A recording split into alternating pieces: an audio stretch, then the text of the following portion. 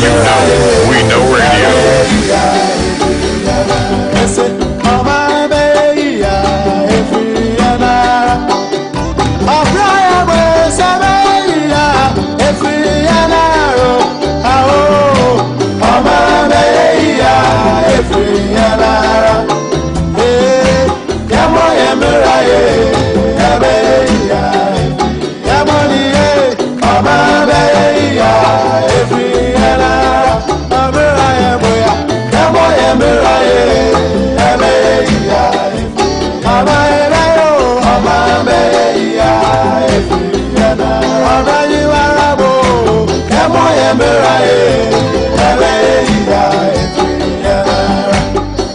Can you bring the wafa?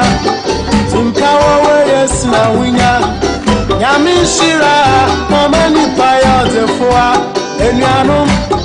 Afanya mishoye jumana nyami besraye. Obraya boya. Amoya muraye. Ebe ya efi yanara. Mama be ya efi yanara. Asite be ya efi yanara. Mama be ya efi yanara. Atije yamo yemuraye. Ebe ya efa enyebengawa. Mama be ya efi yanara. Yanaro yamo yemuraye. Ebe ya efi yanara. Ese abrabe ya efi yanara. Asite be ya efi yanara. Mama be ya efi yanara. Yamo yemuraye.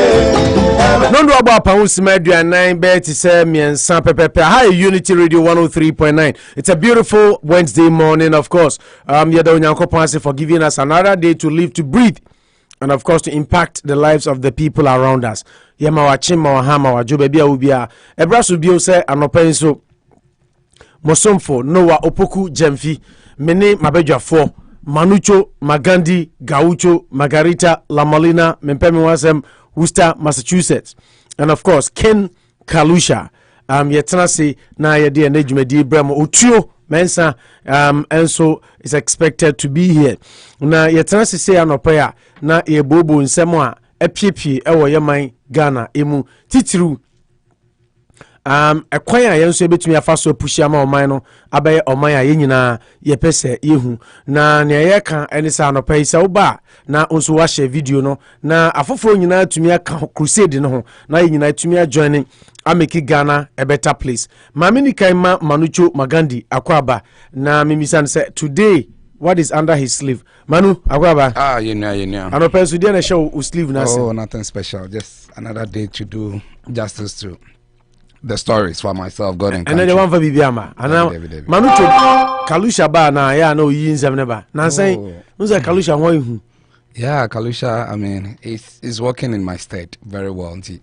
I'm enjoying him. I think then. Yeah, I've started taking jump strides. I mean, I've started increasing my pace. But I love him as a brother. I mean, inside out. So we hope to have a good show. I mean, there. Oh, everything is fine. Nice. I mean, I'm enjoying my stay in Worcester. Every part of my body is enjoying. So every part of my body, my brain, my soul, my spirits, they're all enjoying my stay in Worcester. I mean, so I'm good. And a very good morning to everyone hearing us. Yes. Every part of your body is enjoying. Yes, every part. My hands, my legs, my knees, my shoulders, my eyes. I mean, various parts of my body, they're enjoying. They're staying in Worcester. So I'm good. I wouldn't trade Worcester for any other place. My child knew about Frances Punamani all the way in Tadi, Ghana. Kofi-Addo, thanks for joining us. And everybody, if you join us, please kindly share the video and subscribe to our Facebook channel, Unity Radio. Na ya baby awanya notification. Na the TN say and Manucho Uti, President Mahama, all die comment. Do or die comment. Yeah, I've listened up, and it's even be asked to apologize, and he went further to put more ink into it. Yeah, so you disagree with him? Initially I disagreed, but later I think he was being smart. I mean, he spoke about it scholarly.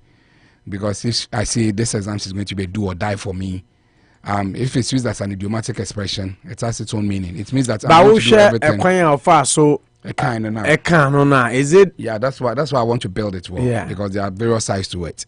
If somebody says do or die, the background can do or die, you can decide to be very Ghanaian. Yeah. Say mate die wominti and one aim point. But I think I've learned so well not to join that table. But just that he should have been cautious that this is Ghana and you'll be educated and not yes sir. Because do or die means that everything within my means will be used to win. Sometimes true fair or foul means all those things can be played in that regard. In this like I said, they made basic mistakes, so this time around they have to make it a do or die to know that it's more like writing their final exams. They can't afford to fail again, so they have to do everything within their powers to really get it this time around. That I mean, you can pick it from that point. The other side too is that then you give credence to the fact that people should even spill blood to get it, because sometimes foul means also comes in. If I say do or die, that means the idea baby I made you my pimp.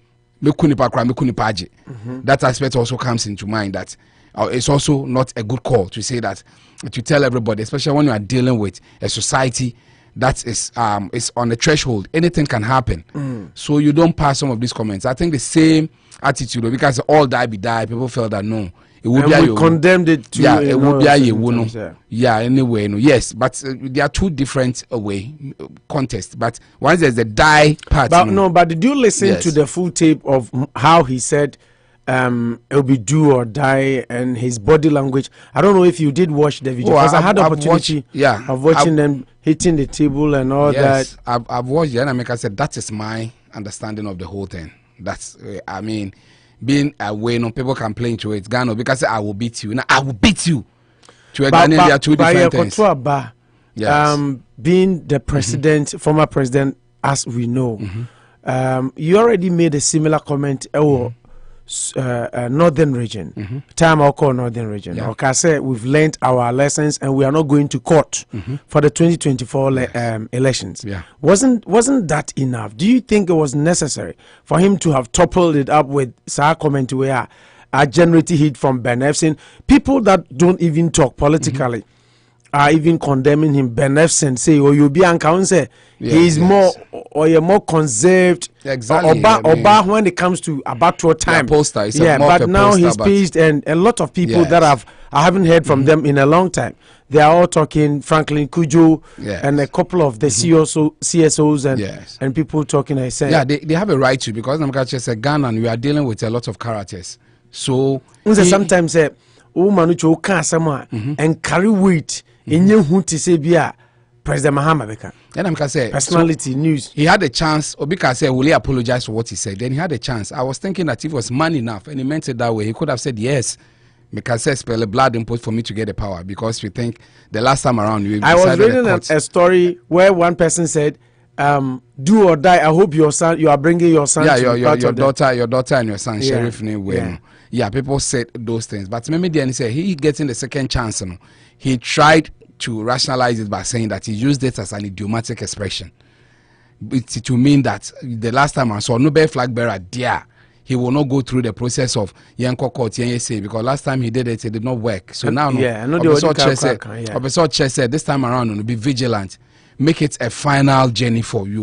In the past, maybe I could show you tell me way polling agents, 100 city, no, I quite now on Obiman 200, and no, sorry, because he feels that security near Breno. This time around, their approach should be different. That everybody who is there, we are. Make it like a final exam for you. Couldn't he have simply used a simple idiomatic expression? Exactly what I said. If you listen to me, we are just going to be, simply put, we are going to be vigilant.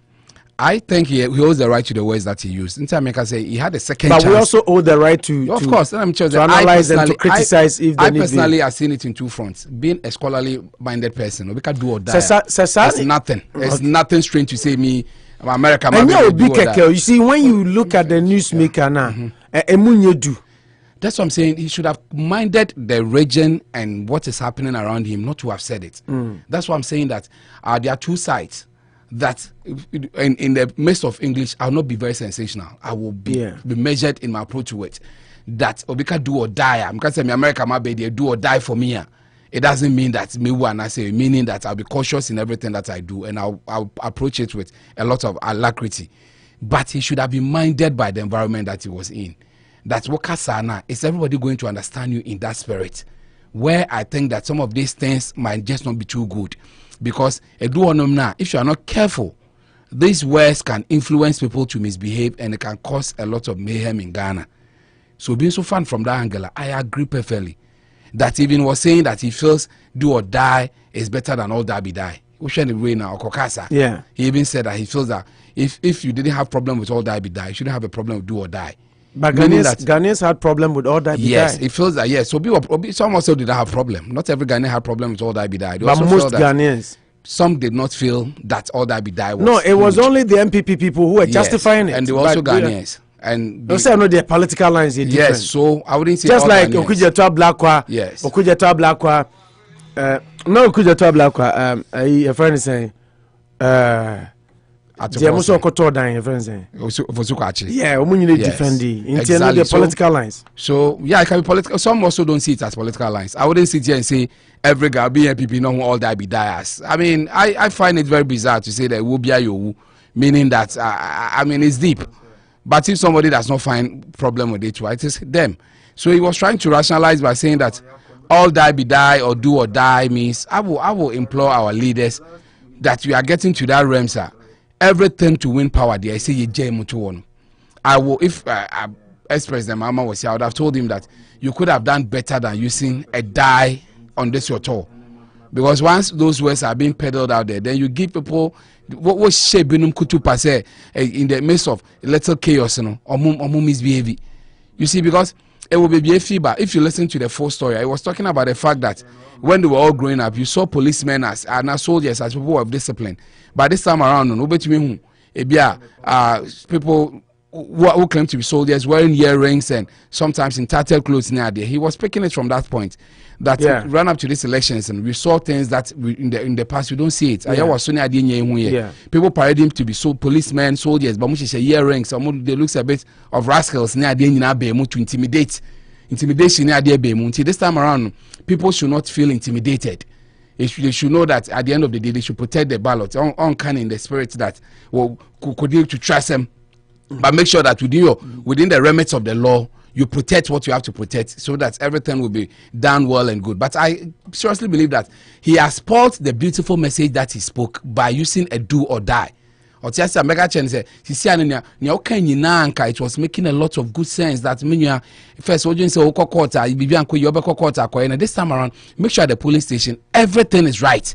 Be right your polling station, and he believes they will win if it's yes.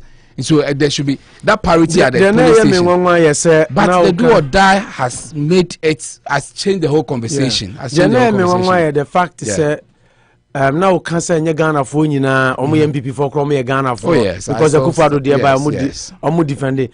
Ghana for na maintain sometimes her MPP for time Akufo-Addo can all die be die. They were defending and justifying. Yes.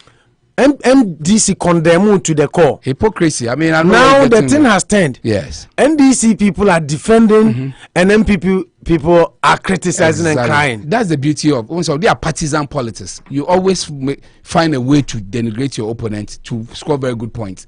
I mean, that is allowed in the spirit. That's why, like I said, Kesela to force also had to tweet that he's trained that people did not have problem with all die be die, as in do or die should be an issue. And no.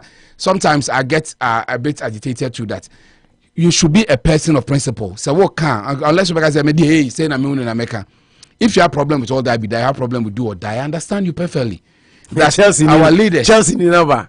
Our leaders should avoid using such strong words. We should they were Rwanda near their corner. You don't use a die in your sentence as being a political leader because you be no better as you be no better as here. Me no be some synopsis, so we are going there. I then we have a control near and cancel now. Yeah. When you have two rivals on your show, Na me so bisa say adan. O say so me bisa wasem. Oh sorry, me nim say. Kasa gu mi so no. Me nim say me so my sorry. And the minja ka say na bisa account. Politics. No, you ask me for synopsis. A synopsis here. Na dey tell say my control here. O can say. No, na say are you first one we and jaya. No, you don't control what I should say or where I should end. You have a penchant to always cutting in say you can you won't pay and I say you put too deep. Control what I was asking say must start politics. Yes, starting here. This is just a synopsis for me. Because it's just a synopsis, sir. I'm a Ghanaian. I can ask a question with a question. I owe that right. You can't tell me something bizarre question when you ask me a question. Did you drink G Black tonic this morning before coming? No, but beyond that, we are Ghanaian. We be some question. You are no. I will beg I don't have a right to ask you a question when you ask me a question. No, you're not getting it right. But I can't first sentence. Where you I asked you a question. Maybe be some say I started on say then me you say na. When open to kwa. Two rivals. Olu tie there. Oh yeah, rivals. Say come on. Na dey who can say yeah, rivals. Yeah, rivals that. There's no way anybody can stand between us and make us rivals. And the ambassador. It's for the beauty. I mean, but at the end of the day it's a brother. I had a dream na Kalusha ashe blue. And I ashe blue.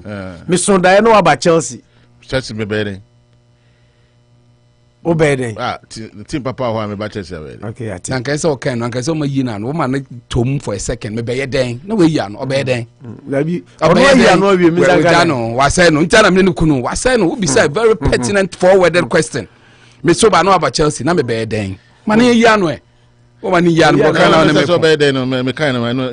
No can say we ya no man because for 3 seconds you didn't know what to say.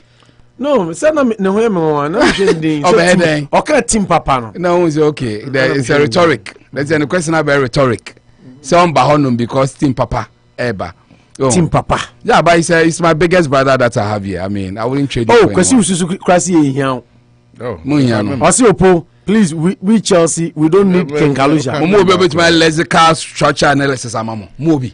Obi obeti me break it down to the infinity. Na time na team no call 30 years na no money league no na onio. Oh, that time not yet ready so be kasa mama. But you say the money be. Mo Chelsea when you win here. Unya way on no be show say Thiago Silva 30 years no ko die. Oko die. Njafe no aba no ye. On a video analyst ma Liverpool.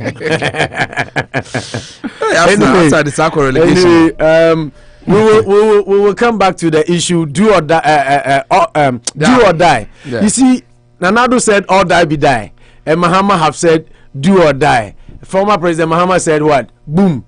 Rollins speeches. Boom speech. It's your leaders, no. Do they do that just to spice up or to get attention or what? Or they mean what they say? I agree to that one. All of a sudden, the tone will be granted. So I could talk. Right? Yeah, because of this. Because of this. I mean, and then one person said that Mahama is sporting attention. And someone MP. Yeah. Don't froze it. I'm sure very vocal. Yeah.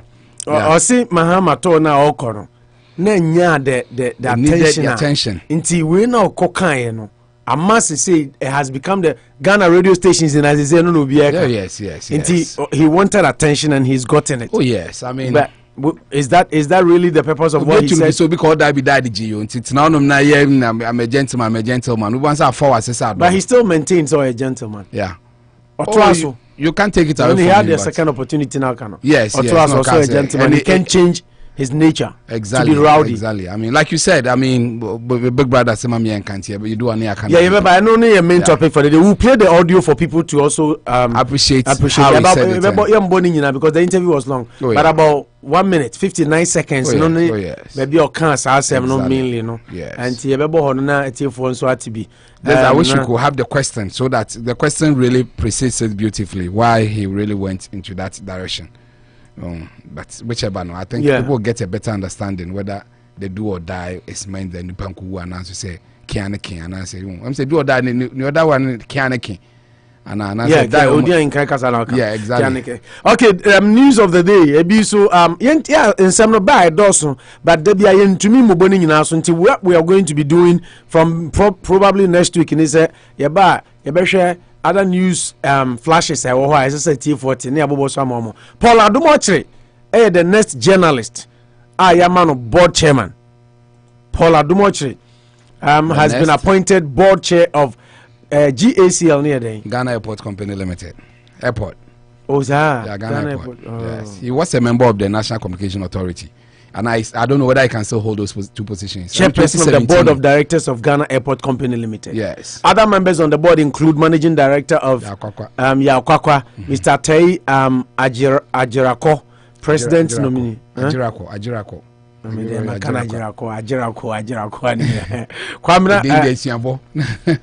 But I said almost Edian bro. Edin body unse uye native or uye Gan.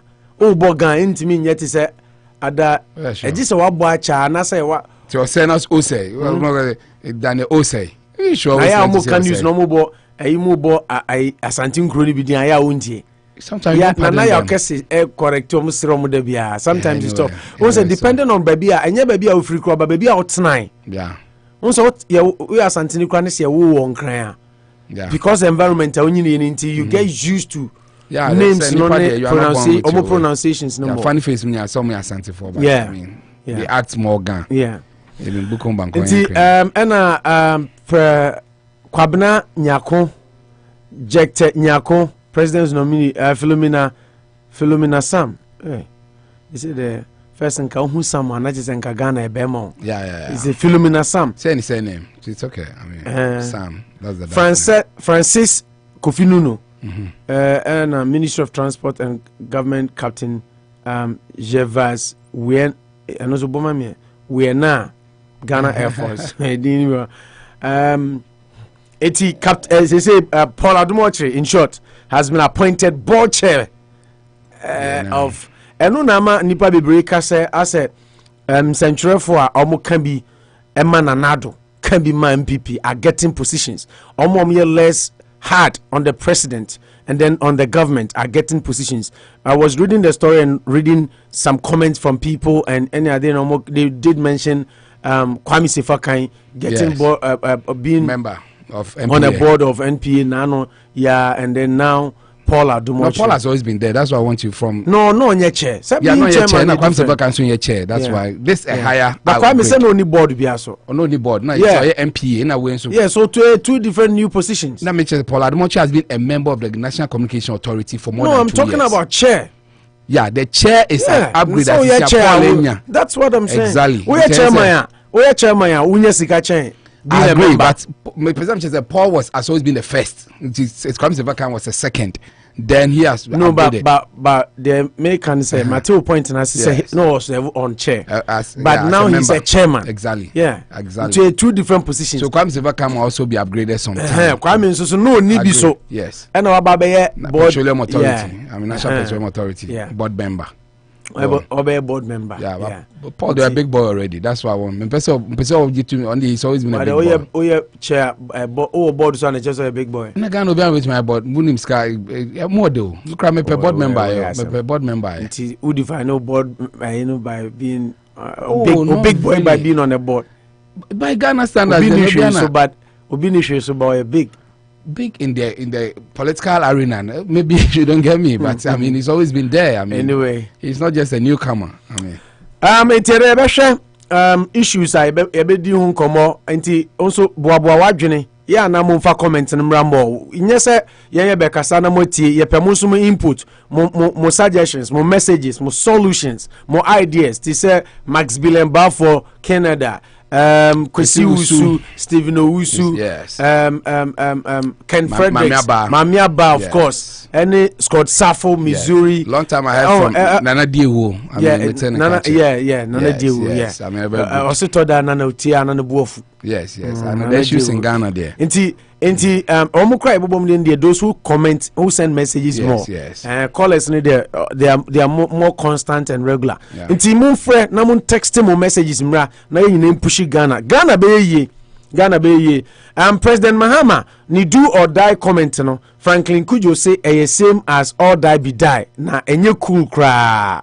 Eno ye behwe na amanfo abisa omampani Mahama dada Mahama say aseba okan yi achija bebre Ghana fo bebre say Mahama yenim no pa ni say de omo kan ya kodu point say enu nti na wa ma NDC ase atutu asema ba mu mo na ne nyina no waka ho nsɛm a ɛnɛ mobɛte odwumadi so but adeɛ baako a na amanfoɔ kasa nkɔmampani wɔntwe nsan ɛyɛ do or die na ɔse I won't retract do or die comment.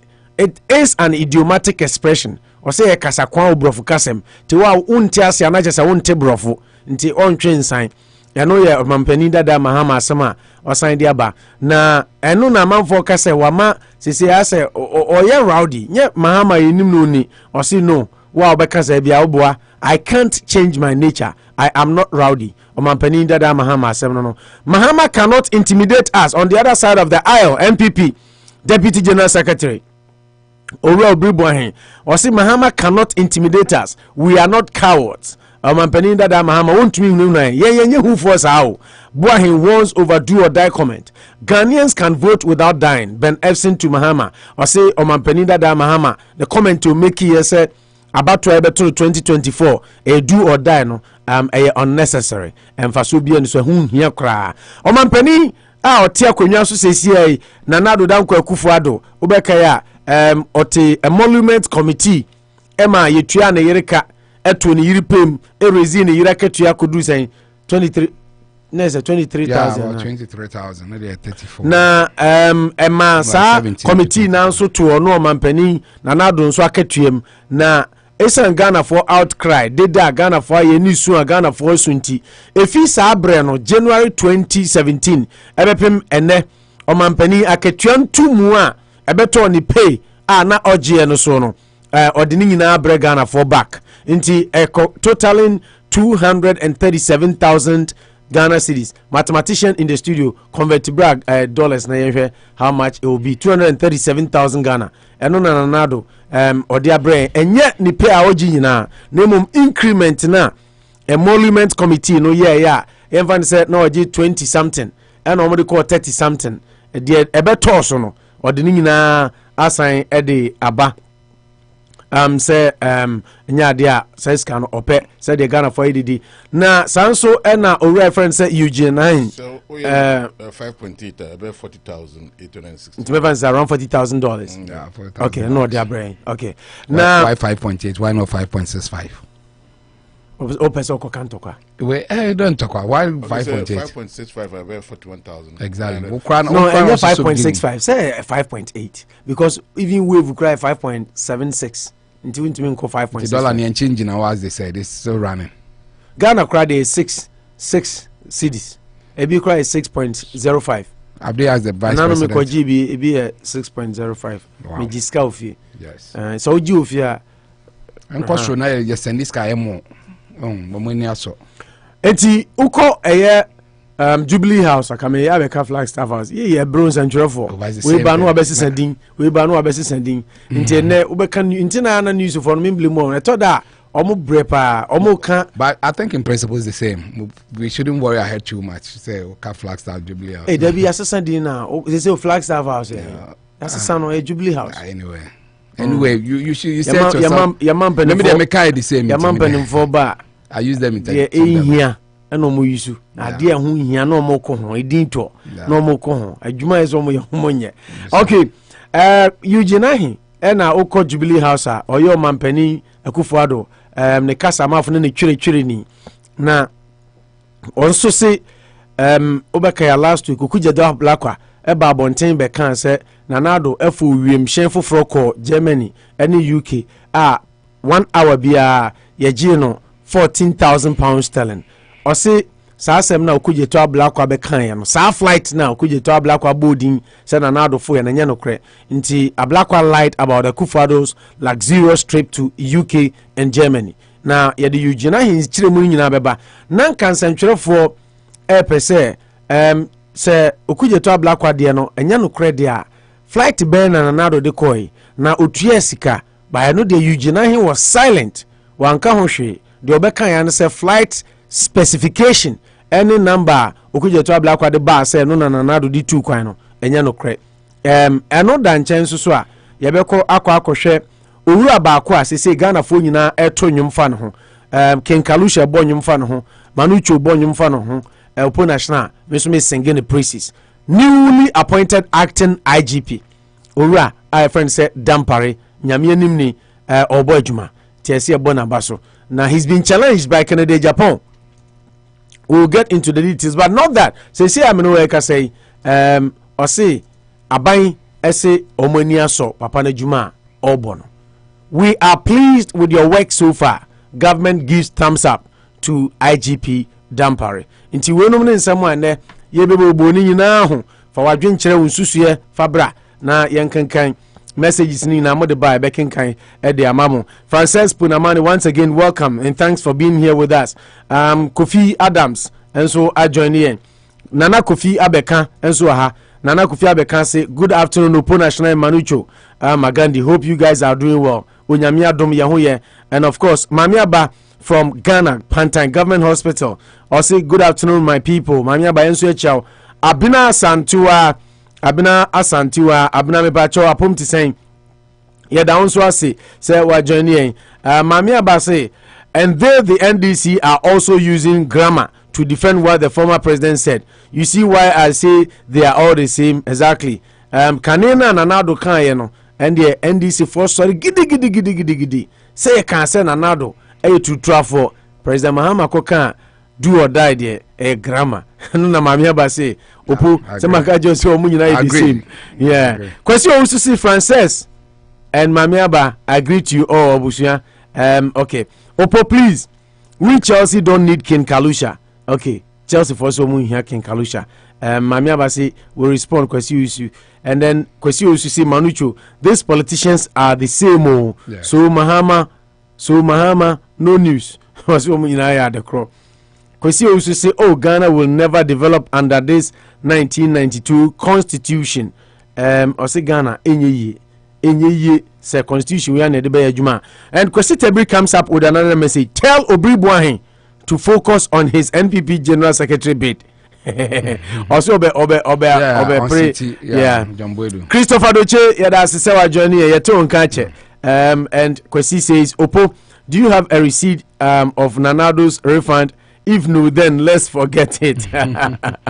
So it's a church check. Yeah, a church check. Send the radio no so check here Naija. Omo check in phone India babe. You know, sometimes the conscience alone to even say it means that they know they've done something wrong. It's enough. I agree that in principle you are not there to verify. You and I were not there. But what Jatumpo say, it's an affront to injustice. It's good. I'll refund it because Ghanaians are agitating and it was not done in a good spirit. I'm okay. I agree. Okay, and now the Payenche whom crank a crabby, na fe yanto adwumadi ni so, na the tiani say, Manucho Sisi say, ni honam dua nyina e chele o Worcester. Or send the body no part be a ginani. Yeah. Hey! And now true money kasafa humility. Yes. And we talked about humility. And we are building on that today. I say with pride, there are many curses. With humility, there come many blessings. Ezra Taft Benson. And I can't say something. Now true money na abusia the issue say yenye nipa ye bro ye hwase yenye nipa ye buade yenye nipa ye kofom said ye be at the end ye be wosoro said ye Yesu ekachire na suafo ne se the opese oye mumu kese onye mumu akuma. If you serve, you are always elevated. Ti muma yempeja ye ho na yensom na yemre ye ho ase obi a obehia no se wako school se onko school se wabin se omeye se osun se owa se no ho ofe se no ho otan se onyi chen se osua chen abusua muma yensua se yembre ye ho ase a Ezra Taft Benson say pride comes with so many curses, but pride, humility brings so many blessings. And only in Christ Anopa Yanemo Eche, Rich Way Auto School or 65 James Street. Say Uyubia Ope Car Aka Ope Sawyer Driver or Worcester, Massachusetts Hadia. Na me come for Rich Way Auto School. And idea man said, Bra, na ENCSU. Na bibia so ntumi nkonkan fa amount rich way boy adwuma yi pa boy adwuma yi friend 50845911331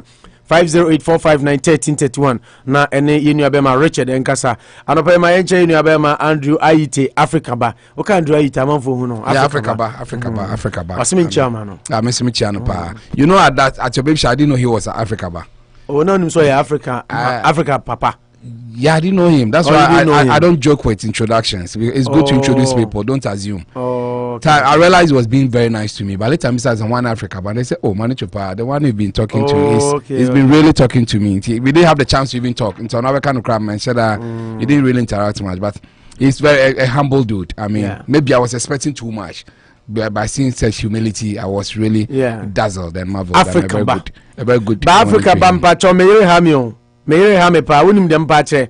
Or Hamepa or Bisamsa. I picture Banana kissing or Samba. And your picture be a kissy. No, 7 no, as saw the Mrs. Jemfi album be brain or no for my. Now what damn casa in Africa, Barbara. And besides some crana, I dang. And then show and maybe some picture Biana Mukisi and oh, yeah, picture Biana. No, may I see crowd. You're queening. No, the Nagua see picture Yakis. You're queening. You're queening. That's all I can tell you. You're queening. No, no, so the man will. Or not the man will. Or the man is going. Or no, said the man will. Why you didn't out to Unkasa, this is getting into discussions now. No a lexical structure analysis. No. Okay, it's no. Master Danso any Dan auto repairs at Daruma inti Yensha said ye weather report and that kama. We have a beautiful day. And we have a bo and now kopim se ebebo enyumre no nsia. We have a sunny day, Manujo. Beautiful day. And temperature and yebeko as high as 82. Wow. 81, 82, and a sunny from sunny to mostly sunny. From 7 p.m. and a very partly cloudy. But we are from now until 6 p.m. From 7 now partly cloudy, and then from 8 now we are now kotokra. Wow. Now I cloudy. It's a great day. Yeah, great day, beautiful day. It's NSA Kinkal Pimpiniha. Good, great day. Beautiful day. Master Danso a child pay and then midweek. And then midweek. Two kind Master Danso. Master Danso me bacho so utia. Kinkalusha si ukwada bia uta on your man midweek. And then midweek. And so say your near man on t-shirt. And then we are no so abokama. It's a long time I greeted him. I think I've not been doing well. Someone say obi a wo tin bros payo camera. Yes. And say unchano. Yeah, me chano pa. Say Kalusha be di my dear. No me do one na. He said the chief or and no me do one no ajimi dear no diggy cry. Sentinel share the friend midweek. We be di man dear. We be di man dear. Ade na mienu make kwa no so me de na Kalusha bisam. Okay, nti Dan Auto Repairs 45 Fremont Street. Car no yare bie won bia wo de buy be see the amount. Ye be bono tofa near CC on set from engine to everything, brake lights, brakes, shock absorbers, shaft, engine check, oil change, bobodin ni na car no mechanically problem bia no fabre Master Danso 45 Fremont Street na yin CC amount. Yankoshe agudi wunsam kakra.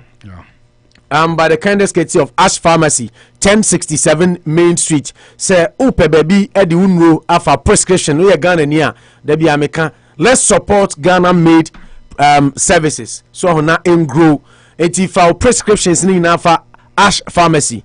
Manucho Amana short code Ede Ash Pharma. And on your 1067 Main Street. What is more? So do prescriptions fire hoa. The air say, ready. Na ye dia bro e ye ready na ye dia bro ye ma okra ma magina line mu me ha ho what I say nti u call primary physician ho o doctor ho hospital bi abeko bi emergency bi a sisa bi a de wadrufa ne fafa Ash Pharmacy na NCCU na unse yesi ukrumpete du na mo bi eden ebika nti sa ne te Ash Pharma etayechi olu barbering salon obeyuti a bra na weekendi nyoma bebre okrom imo ye Chelsea ni die hard pa ampofo or ye weekendi Chelsea for will be represented miamase nimpon Sisila Chumasi ono so ye ne ma me ye na afi owura Ken Asafo Jenso ye ne yire Matthes nso ye ti weekendi nyoma o town na wanim be fe na be ko hobia yikoyuti Kinkalusha is when no cry, I saw quantity. And big Olu. Unity Radio.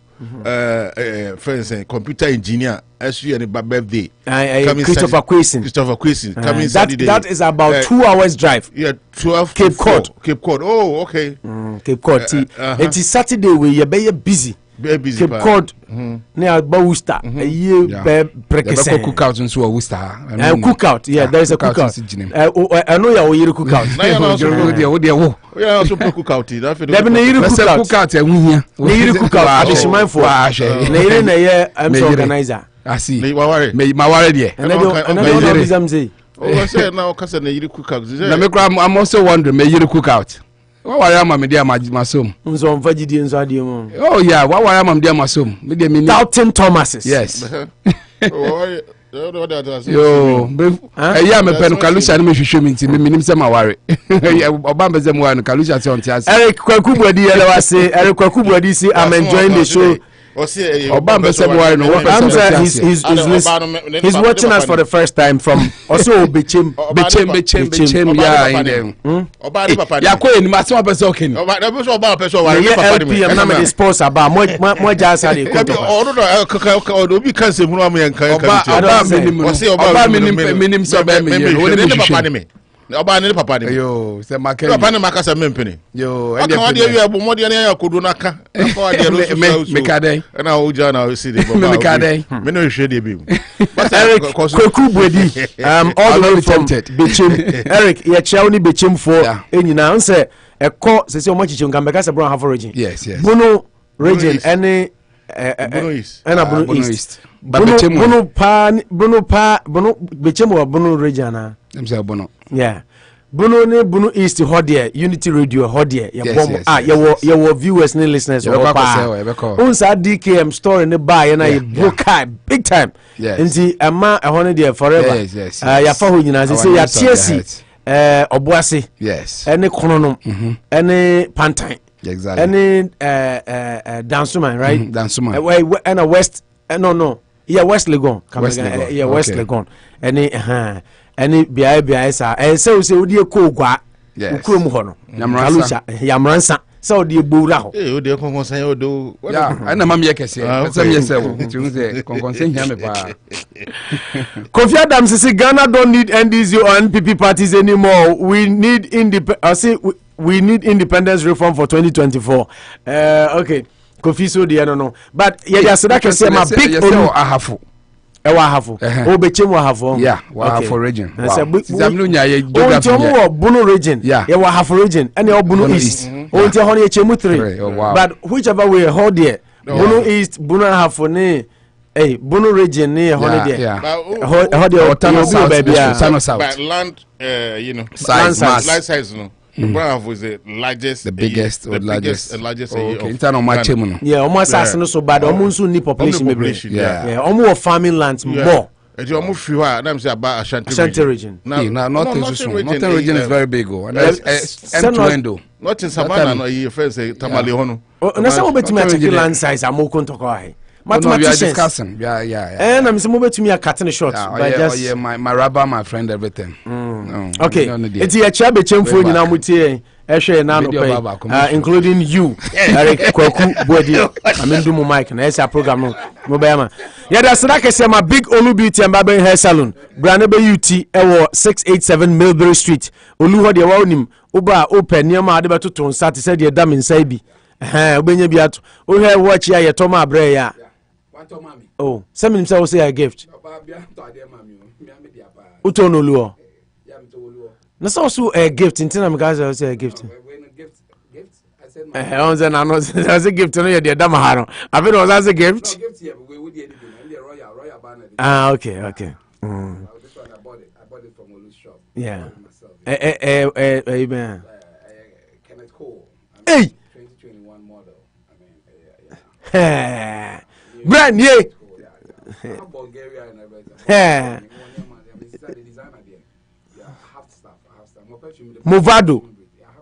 Movado. Okay. Buy a check. Kalusha sorti there. Unyo baba pa oti here.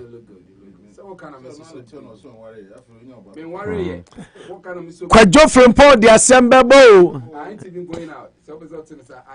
Okay, into the assemble big olu anything designer obawa t-shirt, sandals, slippers, sneakers, ni nyina benya biato na o san ye tap send o send you sika ko Africa, Ghana, Western Union be bia olube be ama na watumi asa tua bills obetumi asa tua bills because mo mama nya esa ebeche mama he's about 11:23 the guy is really hurt. I mean on ya grody obi ka che me say when I hurt the way I saw me kind of me san kan go from him. Oh, hey, on your head, oh, my head was what last week. Okay, and so be okay, ho. And be a chero coffee. We batch on my boss and a DB Bremen. Ah, okay. Oh, here be a house for you. A farmer. Now, we one farmer now, and no cry channel about no back on Toka. Big Olu, I say, also, and as a mass trading,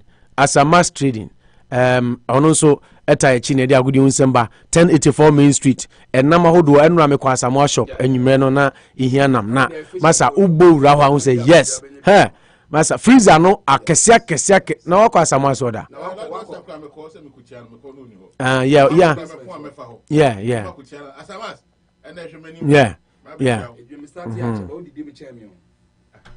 we did na we shall did me but you know he has a basement work right now when it comes to fish Asamas is an emporium when you be okay me nya sports no I'm set time about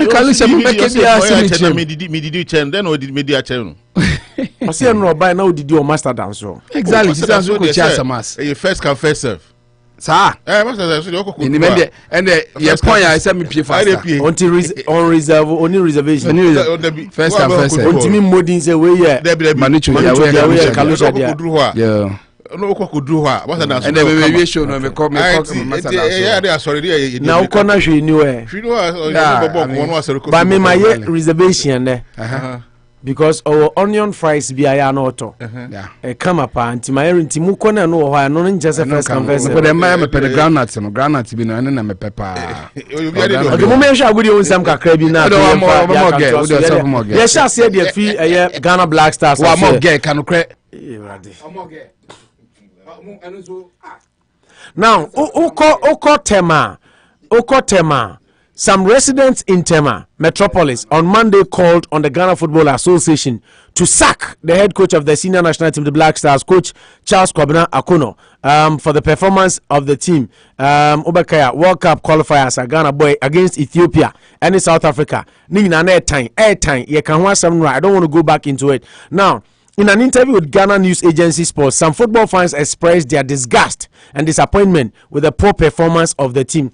Openi Bako Kasa Yefano Richard Amuzu, or a resident Otema, or say he expected the first game against Ethiopia would help Siki Akono to make some changes, but he got it wrong against South Africa. He called on foreign-based players to lift up their game in the remaining matches of the qualifiers, adding that the local players must also be given the chance in the team. Meanwhile, Duduana say, Coach Ifren says Siki Akono on Sem Fata.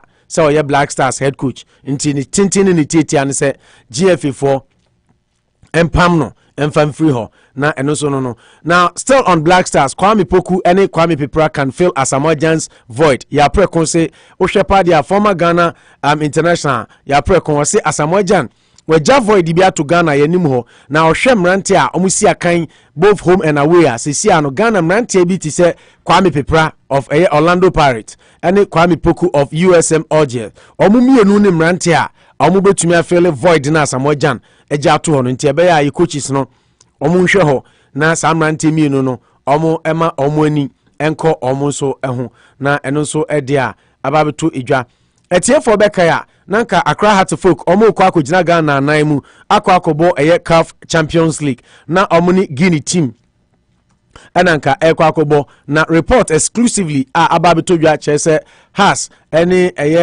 prelim match ananka omo kwakobo against Club Industrial de Casma has been cancelled after the West African country was rocked by a military coup. However, the Phobians will play the Champions League Casma in a single match on September 19, 2021 at the Accra Sports Stadium. The winner of the tie is set to advance to the next stage. Intiphobia, they say there all the advantage Kokushus was looking for. Ababi told you their mom. It's no longer going to be a two-legged encounter.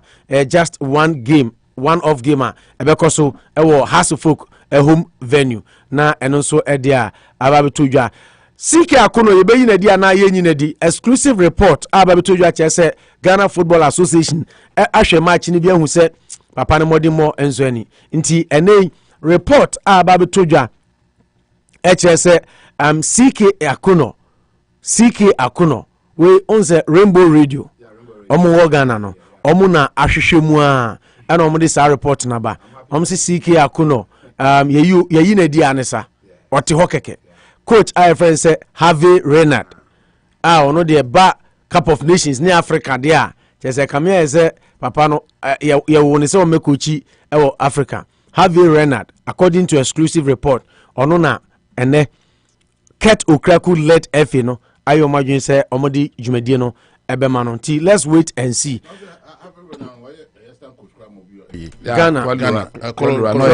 So few oko win. Remember sister mama can no so physical trainer the later no say no because they didn't want to destabilize but Baba Ghana I mean waji with Zambia right? And Cote d'Ivoire. Yeah, no, the Obisu Kofan Morocco, only Morocco so Morocco World Cup cry. I mean, it's astute. You yaboni din say adwuma no likely say obaba benya na eno so ede eno no amankwa mreku ese sesi anyame ni apart from say Ghana fo nyina ka se bia CK Akuno mo ne homode no wase wo hwe Black Stars nso a team no lack ade abroni friend say quality ti amankwa mreku say Black Stars team no wase quality ba kokrenim nya ade a ye quality players. Ghana lack quality players and at the same time consistency. If CK Akuno is able to keep this current squad for a longer period, they will perform extraordinary, but it will also be disastrous for us if we call the players today and eject them tomorrow for a different squad. Or see a freeway na china system into me consistent. Nti ano ne eye amankwa mrikunso assertion. Say ma CK Akuno keep one squad for a long time. Ono feel say Ghana ebetumi ayade. Eno any ensemo ono so ede ababeto edwa. Ebabeto edwa say Kumasi Asante Kotoko player. I friend say Emmanuel Jemfi osan your deputy captain ekwa join Aduana Stars na Brantena Babonten o say enya ade asansem no eye no kre o say I am still an Asante Kotoko player and I have a contract with the club which I respect. Those rumors circulating that I will leave the club aren't true. Inti Emmanuel Jemfi deputy captain Asante Kotoko say report linked to a switch to Aduana Stars no o say nya ade no kre onko bebia eno so ede no yenhwe amano ne nsem ba kumienu enanyame ya aduma World Cup qualifiers ebi ekoso den uko Euros anase Europa omo ebo sanso ena uko eye aba America ha American so bo America na omo anhye dia na jeze World Cup no omo ye free mu anisa when the ka Panama asem ha no kinkalusha wa also meno mema wo share Spanish ni ba bia afi ade chin ya wo Panama nkwa na be issue no Panama for no kan ampa say omo ho ihu because o share said the standings in the city is omo na first right and sana Mexico aba but so many Mexico level but they are doing fantastic. US 2 matches 2 points to US they say maybe omo dan ehu 2 draws 2 draws.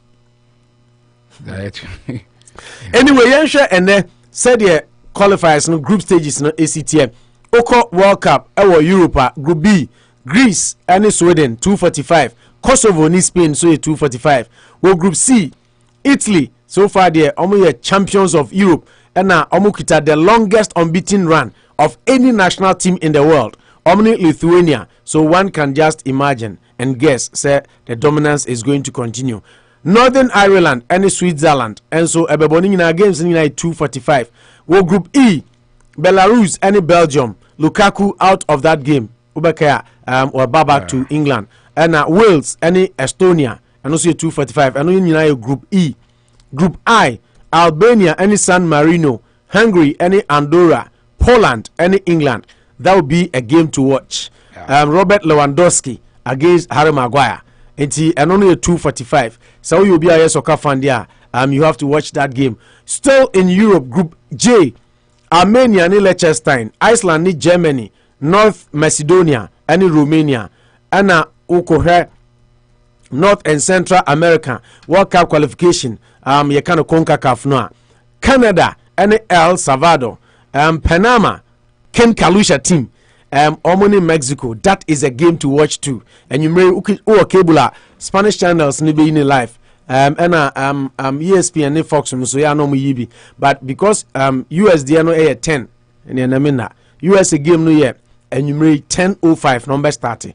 But Canada the 7:30. Na Panama Kalusha team Omoni Mexico the 8:05.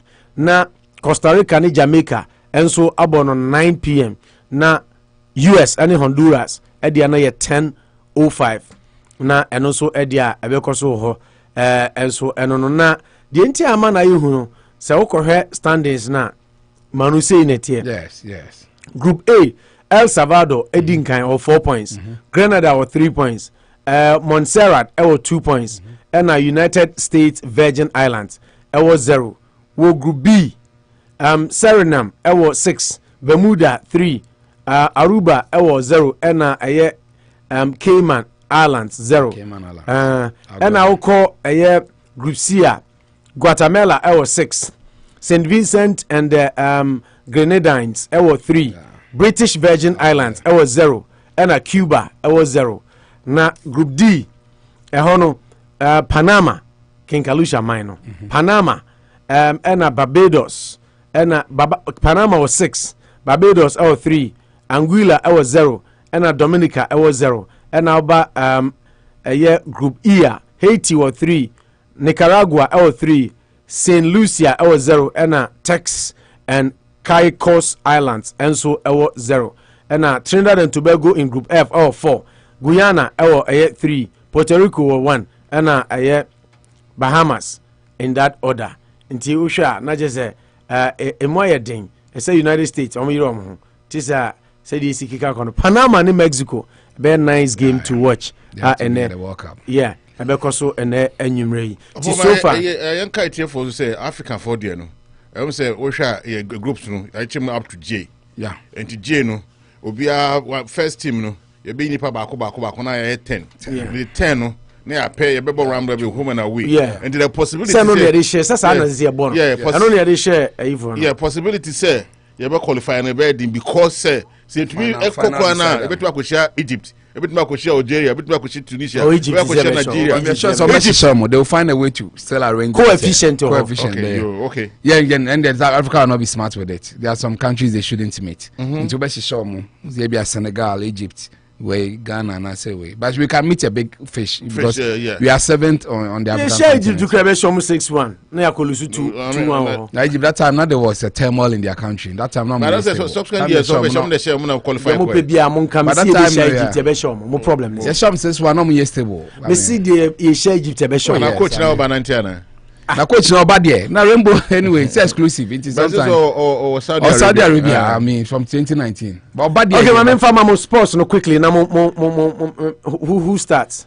Yeah, okay, Opo, let's start with England and Poland. One Panama. Okay. I don't know the baby. Four play, the background four play. We start to say. I mean, Opo, match in bed tough. Me Gary Southgate. Also, we can't let our guards down. Guards down. Yeah, okay. Or you can't say no being no agreeing. No, Opo, this particular game where Poland against San Marino, almost 7-1.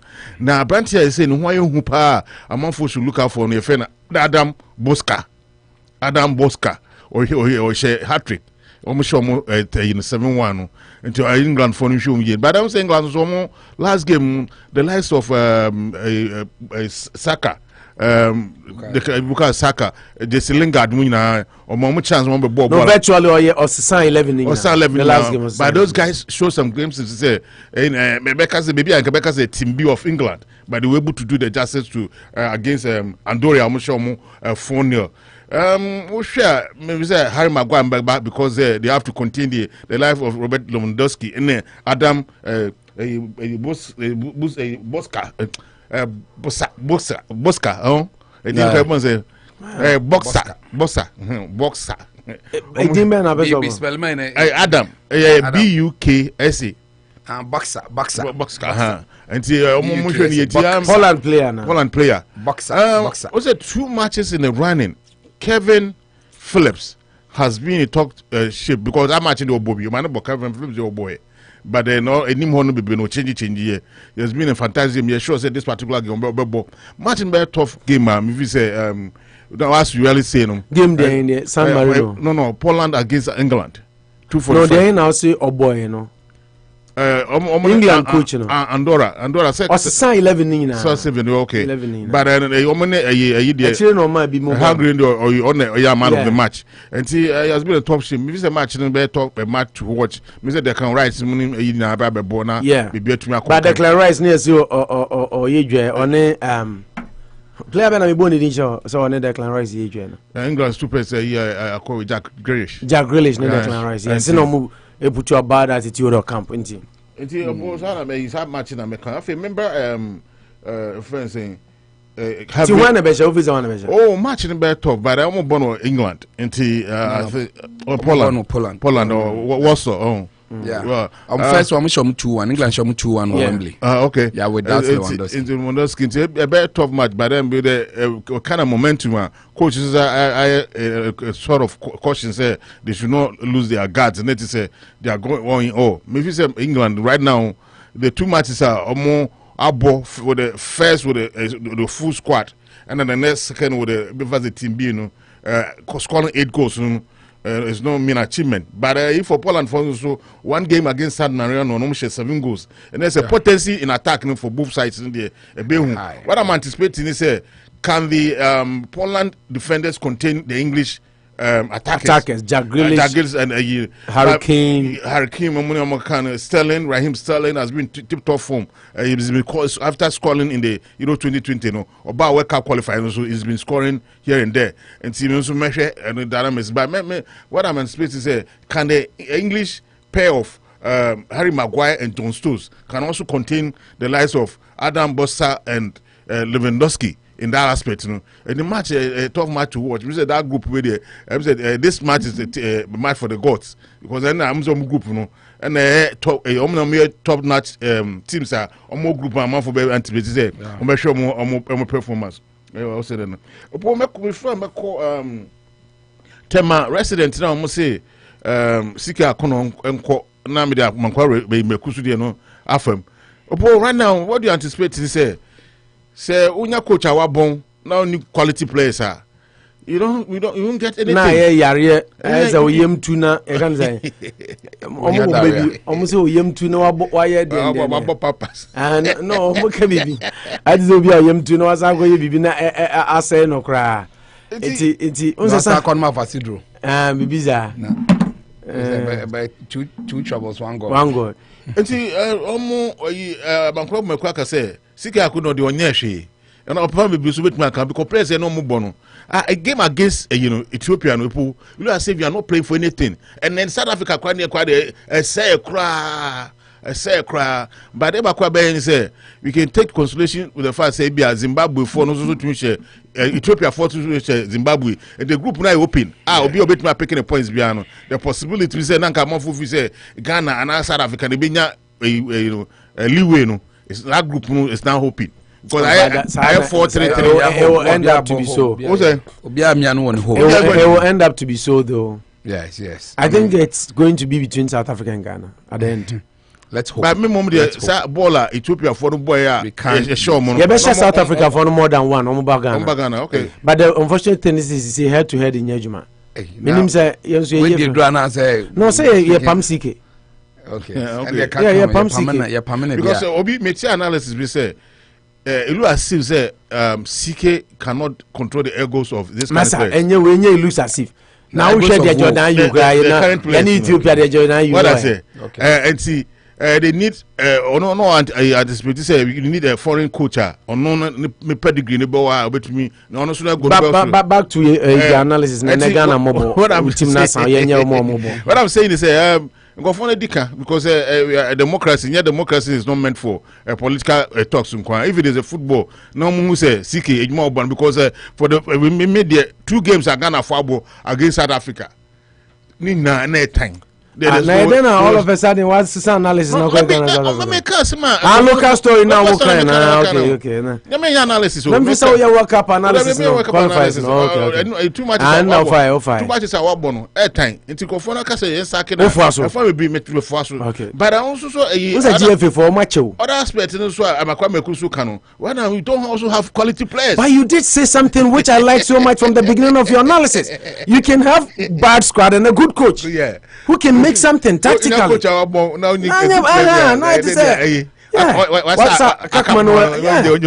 too trouble.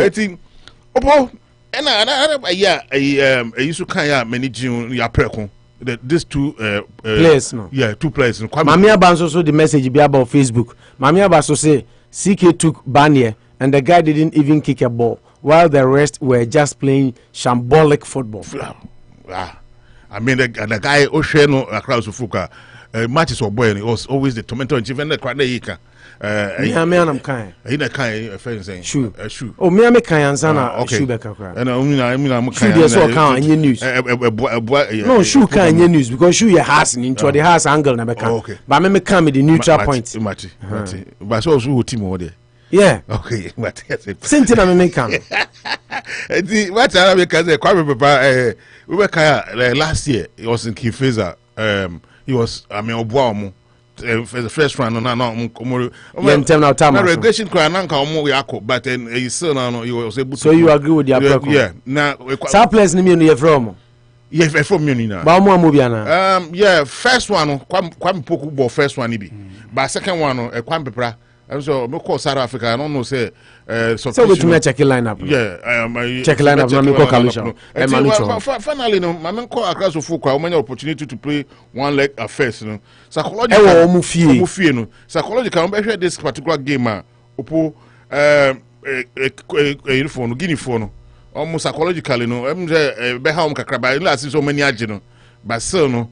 Hunka Crabbe Bomb, but mobile across Sports Stadium media. I think say maybe across of folk could do the justice.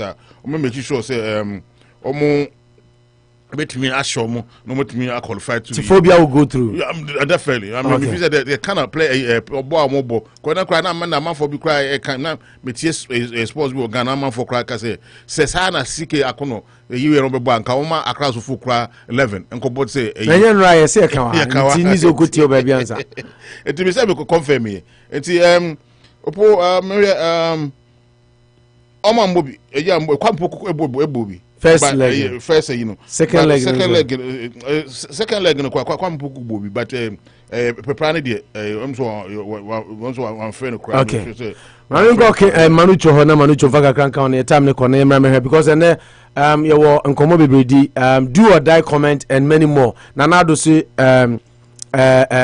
Ghana core industrialized the rest of the years or the industrialization in back Ghana. Rhetorics in the atia with me I want to mean Manucho, before we get into the political realm, sports, World Cup qualifiers, England Poland I think is the topmost liner and then local stories. Yeah, I think first one, Jan left a void. I think it's so true. I mean, it was there for like 16, 17 years, from 2003.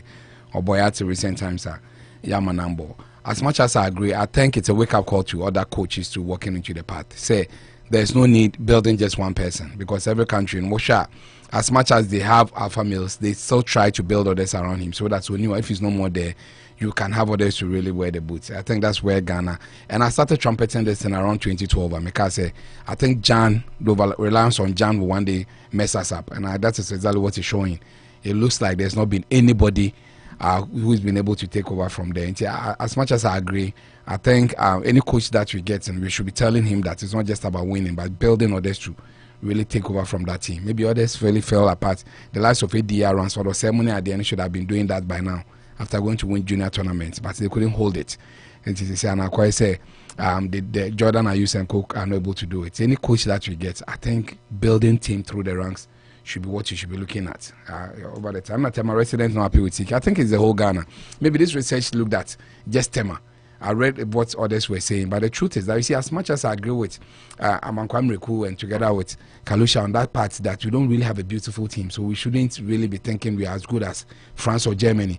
We want to see the bright spots. One say, I quite say team when CK chose his players, went to a team, and everything was negative. There was nothing to write home about. I think there have been times you lose, but right, so there were some few bright spots that if you hold on to them and augment the squad, they bet you a year. And Ghana football is not that so bad. I think how to focus on their show with that. You have some brilliant spots. They can go to tournaments and win. South African team, I don't think it's extraordinary. But because they have a coach who is glued to what he's doing, he played a very pulsating first half. Second half, got an improved game and beat us with 1 or 2 changes. And then a year share. See, as much as we know that the team is not a brilliant one like the Sule Muntaris, the Stephen Appiers and co, we don't have, his selection is awkward and the team is not showing brilliance anywhere. And see, that is why I agree that we've gotten to that threshold that we show Saksiki Akono if you want to go to Qatar. The signs are early that Pessia World Cup. This is whatever Renat did with Morocco. As much as they do not go to do anything, qualifying teams and winning is his mentality. It will bring that winning spirit around the team. I am thinking that, you see, back in Ghana now was solid. You get some exclusives. And I don't want to run down that story, but Obiai said there is that talk about way, but we are far from it. But Sankometia, if even they've not thought about it, it's a lead down the African continent now. So Obia, he loves Africa and will love to work on Africa near there. I don't think that it will be too wrong to go for a very now. Who knows that coaching Saudi Arabia might not just be the issue that is looking at. And for me, I agree in principle with the people of Tema. That Siki Akono, see a PCG glory days, they are young Pamno Manenko. And for Hearts of Folk, maybe it's another one. What happened in 2000 is coming back. That's as much as you're expecting a tough draw near the end. They've had one easy one. Just a standoff against a team in turmoil. You don't underrate them, but I think it comes with, in terms of budgets, it's good for them to manage this one before the work experience. Much this results, and I mean, will be our issue, but at least they will stand to benefit from this. I don't think that these Guinean teams will have the spirit and everything to play to beat out of. I mean, expect something winning from that one. I think the final one will be on Poland, England. The topmost liner. You see, time of mobile first one, as much as England, 5 games, 5 wins, it tells you that this qualifier is they are on top of the world. But their game against Poland at Wembley was not easy. You had to take a last minute one by Maguire to really get them that 2-1 win. And that game did not feature with Lewandowski. He was not part of that team that came to England to pull up that heroics. They nearly had it in their favor. So I think that is what they are taking into this game, that Lewandowski will be the difference. And I'm happy you match him against Maguire. They'll have their own mini battles. And I'm expecting Lewandowski to, against this win. Harry Kane should also be having a good game in there. So for me, it's a game I think the whole world wants to watch. It's more like a final before a final. 2 great players outfield and 2 good teams, 2 very good teams. They are the first and second, all right. I mean, Poland has not really had an easy run in there, but they are still second on the log. So I'm expecting a very big game. England very good at qualifying, but they get to tournaments and they don't do well. But at least this is a good test for them. I don't think that they've had any good test in this campaign than to play Poland in Warsaw. It's really a huge one. So I'm expecting a great one. If England gets a draw, I will be surprised. I'm expecting Lewandowski and his charges to really play above themselves and really put themselves in a good state. See a very respectful to qualify for the tournament. So for me, it's a game I'll be watching. I wouldn't be missing it for anything. So we're expecting a good game. Yeah. We are expecting a good game. England versus Poland. It's a nice game that everybody needs to take a part and, of course, take a seat back. Possibly, if you are watching with Ken Kalusha, then you need G blood tonic. Without G blood tonic, you can't watch a game with Ken Kalusha. And without what's my friend? Let's go on. Manu Kalu.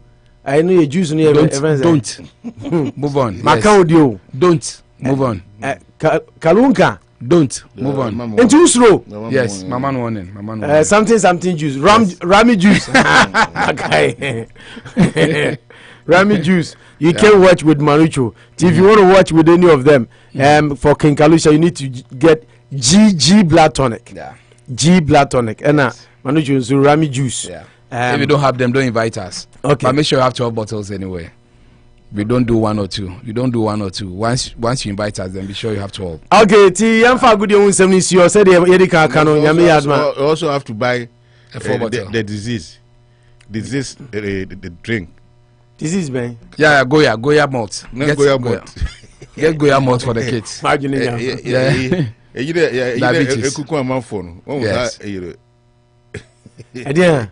Catastrophic.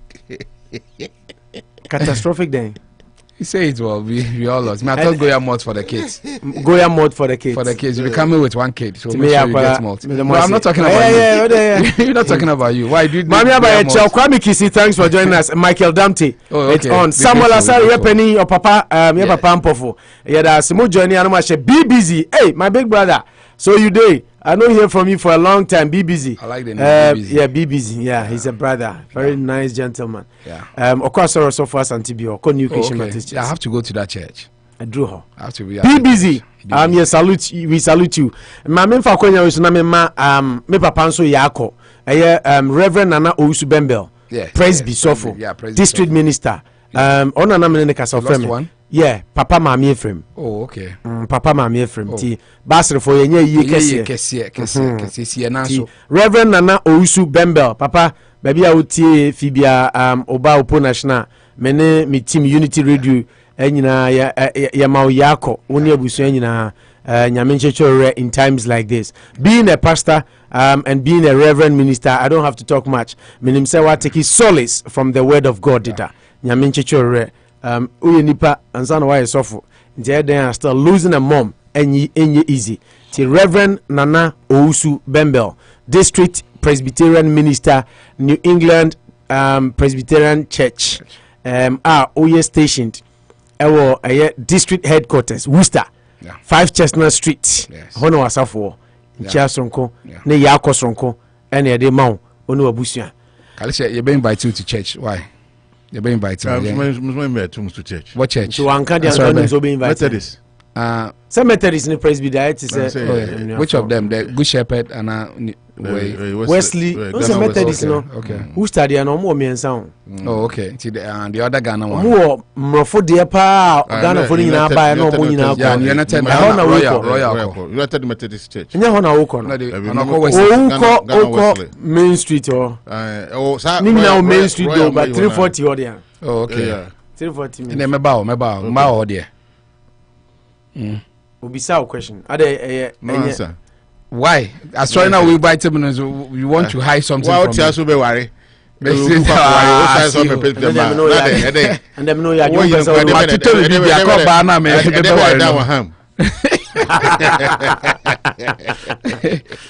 a man is born polygamous. What are you talking about? Men are polygamous by nature. We are territorial and polygamous. Can't say me say Ujao. Men are born polygamous.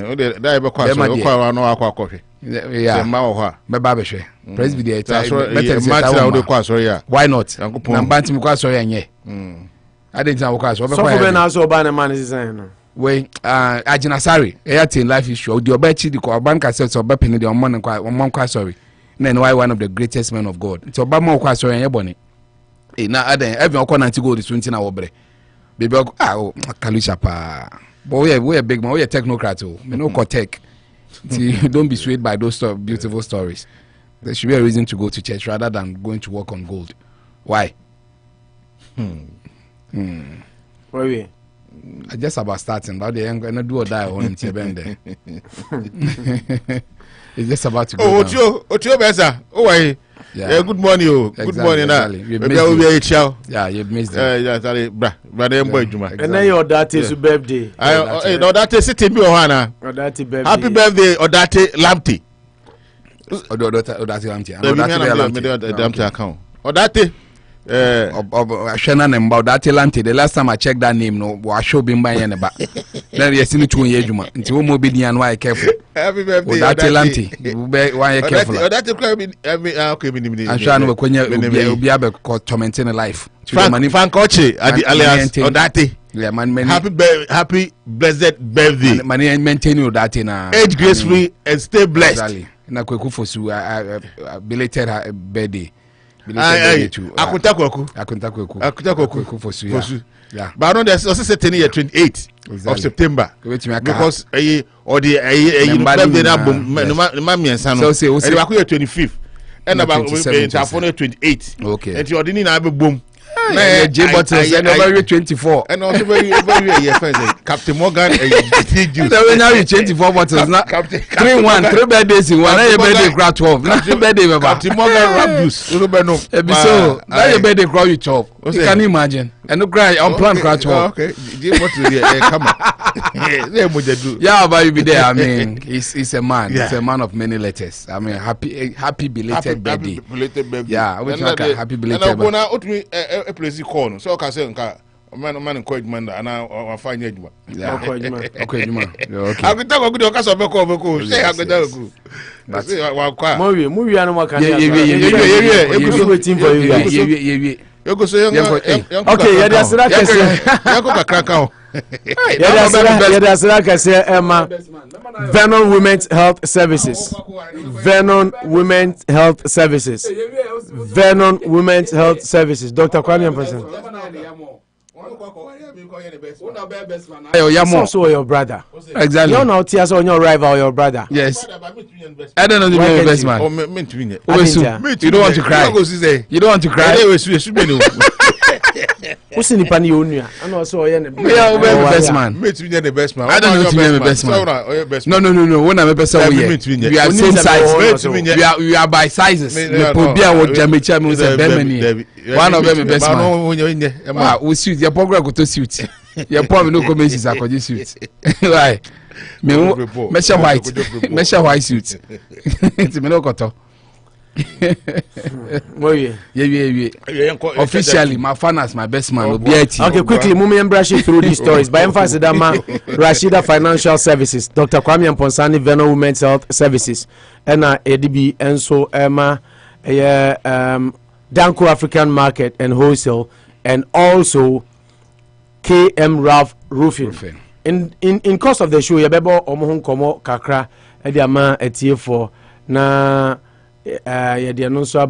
but before that me ba cho share story we kakra bi monya no brief said be ambonya time I share President Mahama issue no ye pa the issue of nanado are refunding the sika me pese me kanti over 3 na wabobo no so awe na afia comment topic ni so we are pleased with your work so far. Government give thumbs up to IGP Dampare abanya bonaba so say adwuma odi share nsano so far near all you know abani say nania so. I think before the government even spoke, Ghanaians have validated what he's doing so far. I know that so Eugene Arhin intimuncho stories no Eugene Arhin and so say Cudjoe to Ablakwa chantro about Nanado trip to Germany any UK I will say of our flight or they our flight needing a buy or say Director of Communications at the presidency says the MP for North Tongu lied about President Akufo-Addo hiring another luxurious aircraft on his recent trips to UK and Germany. Speaking to journalists on Tuesday, September 7, Arhin indicated that the president did not use a Luxembourg-based aircraft registered as LXDIO as Samuel Cudjoe wants the public to believe. Mamin Kotuna. Let me put it on record that the member of parliament for North Tongu who made this disclosure put out the information that the president traveled on a jet with the number LXDIO. I travel with the president on every single trip, and on the trip to the UK first for the Global Education Summit and subsequently to Germany, the president did not use this jet. I don't know where he got his information from. Eugene Arhin, in dismissing the claims by the MP, did not give details on the flight the president traveled on, but he categorically said that the flight mentioned by Cudjoe to Ablakwa was not used by the president. So that is something I see it as incomplete bizarre. In journalism. Yeah, bizarre. I see it as incomplete news. Me personally, from my journalistic background, because you say, in the absence of, in the absence of, in the absence of nothing, little thing becomes the order of the day. What I say? Yeah. Okuja to Babontin say Nanado the specific Luxembourg flight LXDIO and a coy. I expected say in journalistic terms and being the communications director at the Jubilee House. Kaube kan obere bacteria na kawa my alternative. Nanado amfa flight to Yanko or the flight to in a coy. Traveling details ni non consensual. But anyway, he came to say Okujeto is a liar, but he didn't tell us what the president went with. And all you can say is inconclusive, but it's not bizarre. It is not strange. You think it's not strange? It's only incomplete. I mean, so be a use West. You can use bizarre. So you feel that incomplete news. Incomplete, but it's not nothing. There's no news. It's only incomplete, but not too strange. I mean, I agree with where you want to stand anyway. Yeah, maybe they say incomplete for me. Yeah. So if you think it's bizarre, that is I think it's odd. I think it's incongruous. I think it's insensitive. I think it's disastrous. I think it doesn't make good sense to me, because when you decide to really call somebody a liar, that means the person knows the truth and is not telling it. So I'm expecting him say, Obayano. I mean, and you see, interestingly, this story is different from the first one.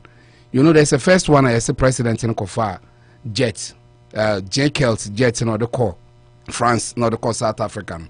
Now I know the finance minister was questioned by the minister, the MP at Parliament. Or I don't know. They say anyway, yeah. People might not know there are two different stories, because Afina rebuff and Eba. Because me I'm just saying no. Just exactly, and there can be one like me that Onim say Okujeto is saying that the president has gone for another private jet, which people feel. I reading the story now. He gave details that this is what Luxembourg. He even went to the point on saying that so we'll rent jet from direct from the Luxembourg for a year 14,000. But what you see at the middleman, it moves from 18 to 22,000. But it still wants to be charitable to use the minimum, which was the 14,000.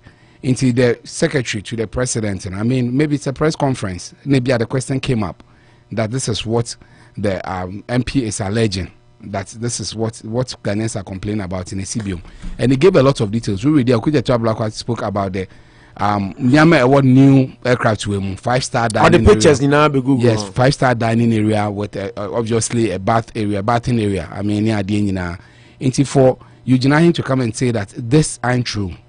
Because the truth is that Ghana has a private jet.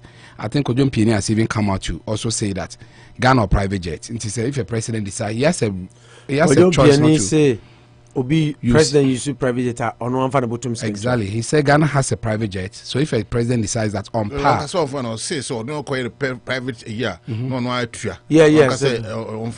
yeah. What's understood? Say Ghana will be into president in par. That's what so say your flight I saw the two. Yeah, Falcon. We are Akufo bought it. President Akufo bought it in 2010. Initially, when he said two now, and this at Amos by no, he would prefer we get one.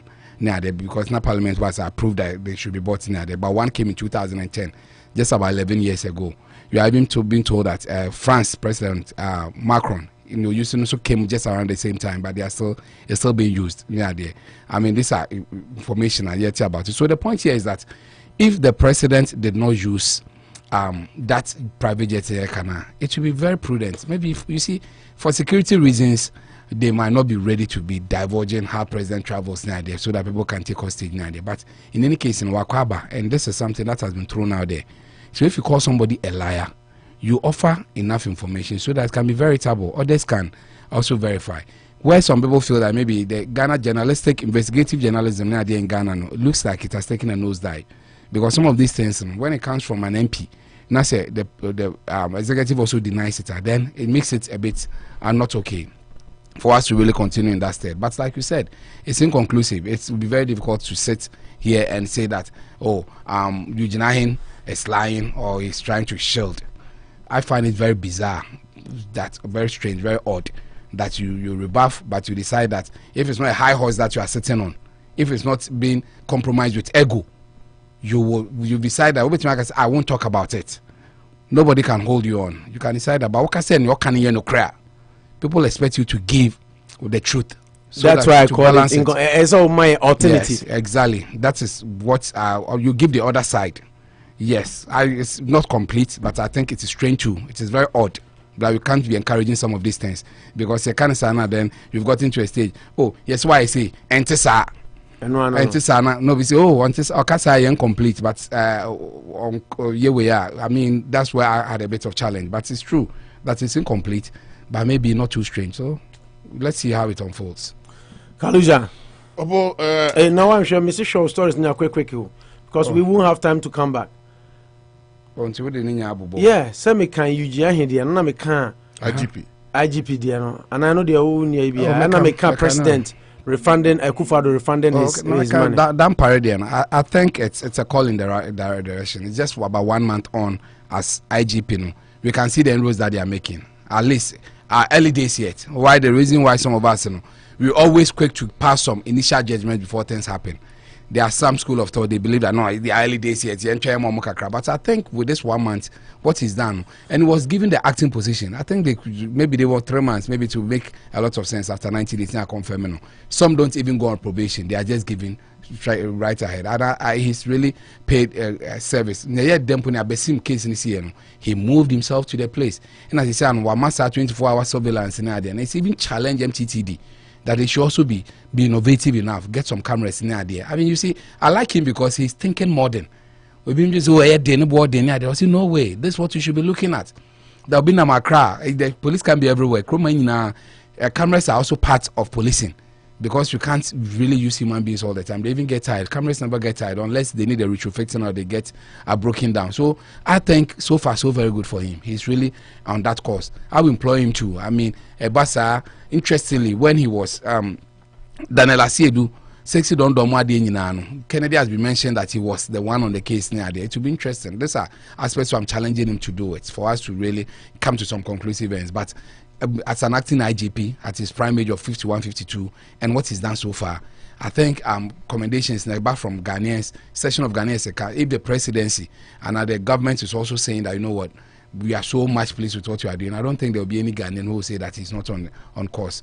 Maybe he's giving hope to the fact that we're thinking that we don't have the men who've been 63 and they are being given extended way. No. Just look into the system. You get people like him who are ready to work and for their mother Ghana. And the president offering to give 237,000, being extra money. You have been told. But the story tells us, and yet the whole way, almost from January to August. Exactly. Say May when almost stop here. Say they stop paying. You know, I'm before then,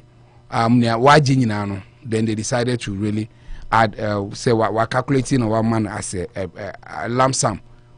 My joy is that they've realized that Ghanaians are speaking, and that emolument committee say, yeah, more extra money. No, it is not into the spirit and the letter, and especially against the backdrop, say, yes, COVID moments in there. Others have been given 4%. So, a listening president of a sort, I mean, that's the aspect I like, that he's realized, he's learned from it that what you have is enough. And you see, he did not just give his own. He challenged the vice president and other ministers. This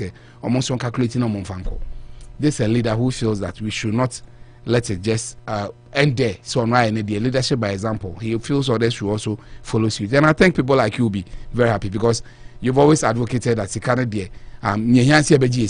That developmental project. So I think we should commend him. He could have decided on yet. Because a system was followed through, and yes, there was a committee who sat down and felt that they deserved that rise. Ghanaians agitated, and they said that no, you know what, you've heard you, and we are just bringing it back. So kudos to him in that regard. Okay. I am of the view that even the thought alone is enough, and I said people who feel that Anka Yanko Fed and making sure say they are tuned, but hey, he agreeing to this. Belief is everything. So kudos to the president for taking that bold initiative. Kaluja. Let's start from Eugene Arhin. So we perceive so now secretary to the president. Now say almost all the trips, and that's all the trips that he has been going, Okobia. Then you must have what you call it, details about where you're going. And this will be a concern say a liar. Now know the facts about a government. Yente quickly. So be a bit me audio now Eugene Arhin. Talking and a briefing the media. The president indicated that he had taken the decision to freeze salary increments for this year, that is 2021, for himself as president, the vice president, for ministers, for deputy ministers, and also all other appointees of the executive. For some reason, when the president received his accrued salary from January to August this year, it was noticed that the directive he gave had not been enforced. Let me use that word. So, leading by example, on Thursday, the 2nd of September, he wrote a check amounting to 237,974 cedis to the pensions and salaries account of the Controller and Accountant General's Department to reflect the decision he has taken to freeze salary increments for himself. And he has instructed the Chief of Staff to ensure that the Vice President, the Ministers of State, Deputy Ministers of State, and other appointees of the Executive also refund increments that have so far been made to them, increments which we are not entitled to for this year, because he has indicated that there should be a freeze on all increments for members of the Executive. Okay. So Eugene Arhin briefing the media. What I was saying is, so Obekasana say if you don't have a fact to govern, because Akufo-Addo, and as man say you thought say it was lying, it brings some facts to be or can say per hour £14,000, and or calculate say if it is about say 20 or 15 $570,000 US, I know converted by 2.3 million Ghana cedi, and he say. Oh, I can't say now. If you say lie, is lying. You being there, no, you should what you should have brought to say. Also, because we be a president to fire your uncle. No aircraft, no call castle they conquer. We don't use that aircraft. They use Ghana, presidential jet in the Korea. You have to say it, but you don't can't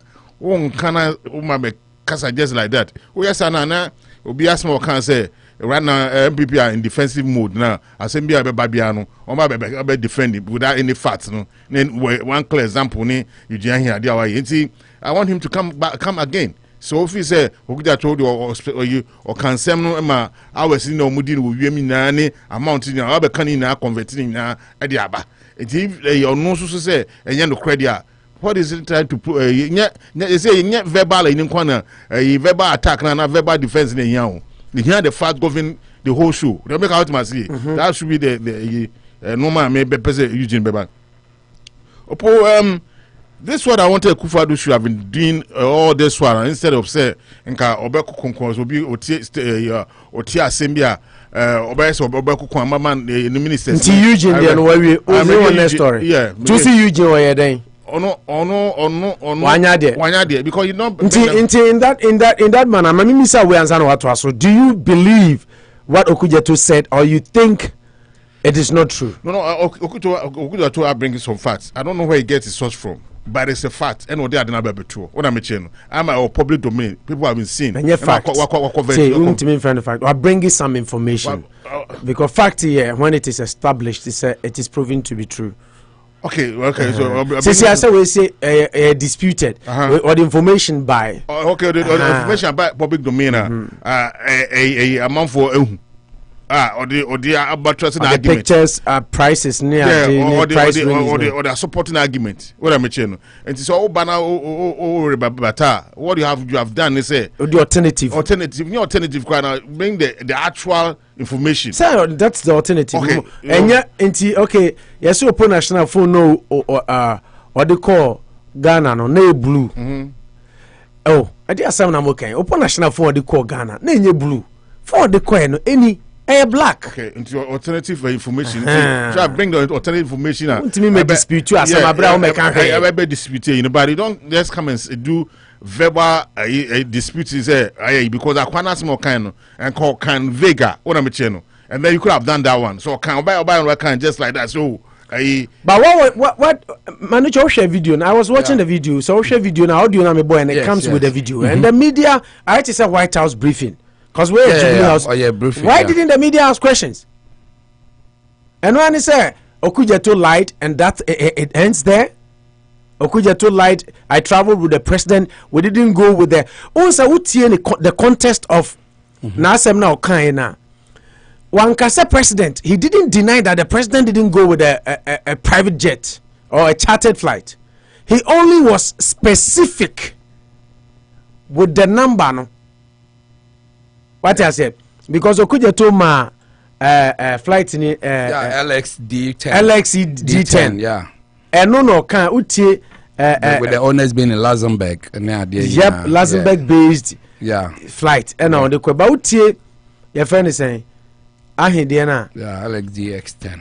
He was only specific with her. That's why I said it's strange. I say, let me put it on record that the member of parliament for North Tongu, who made this disclosure, put out the information that the president traveled on a jet with the number. You see, with the number LXD10. D1 DI0 DU and yet 10 DI0 O.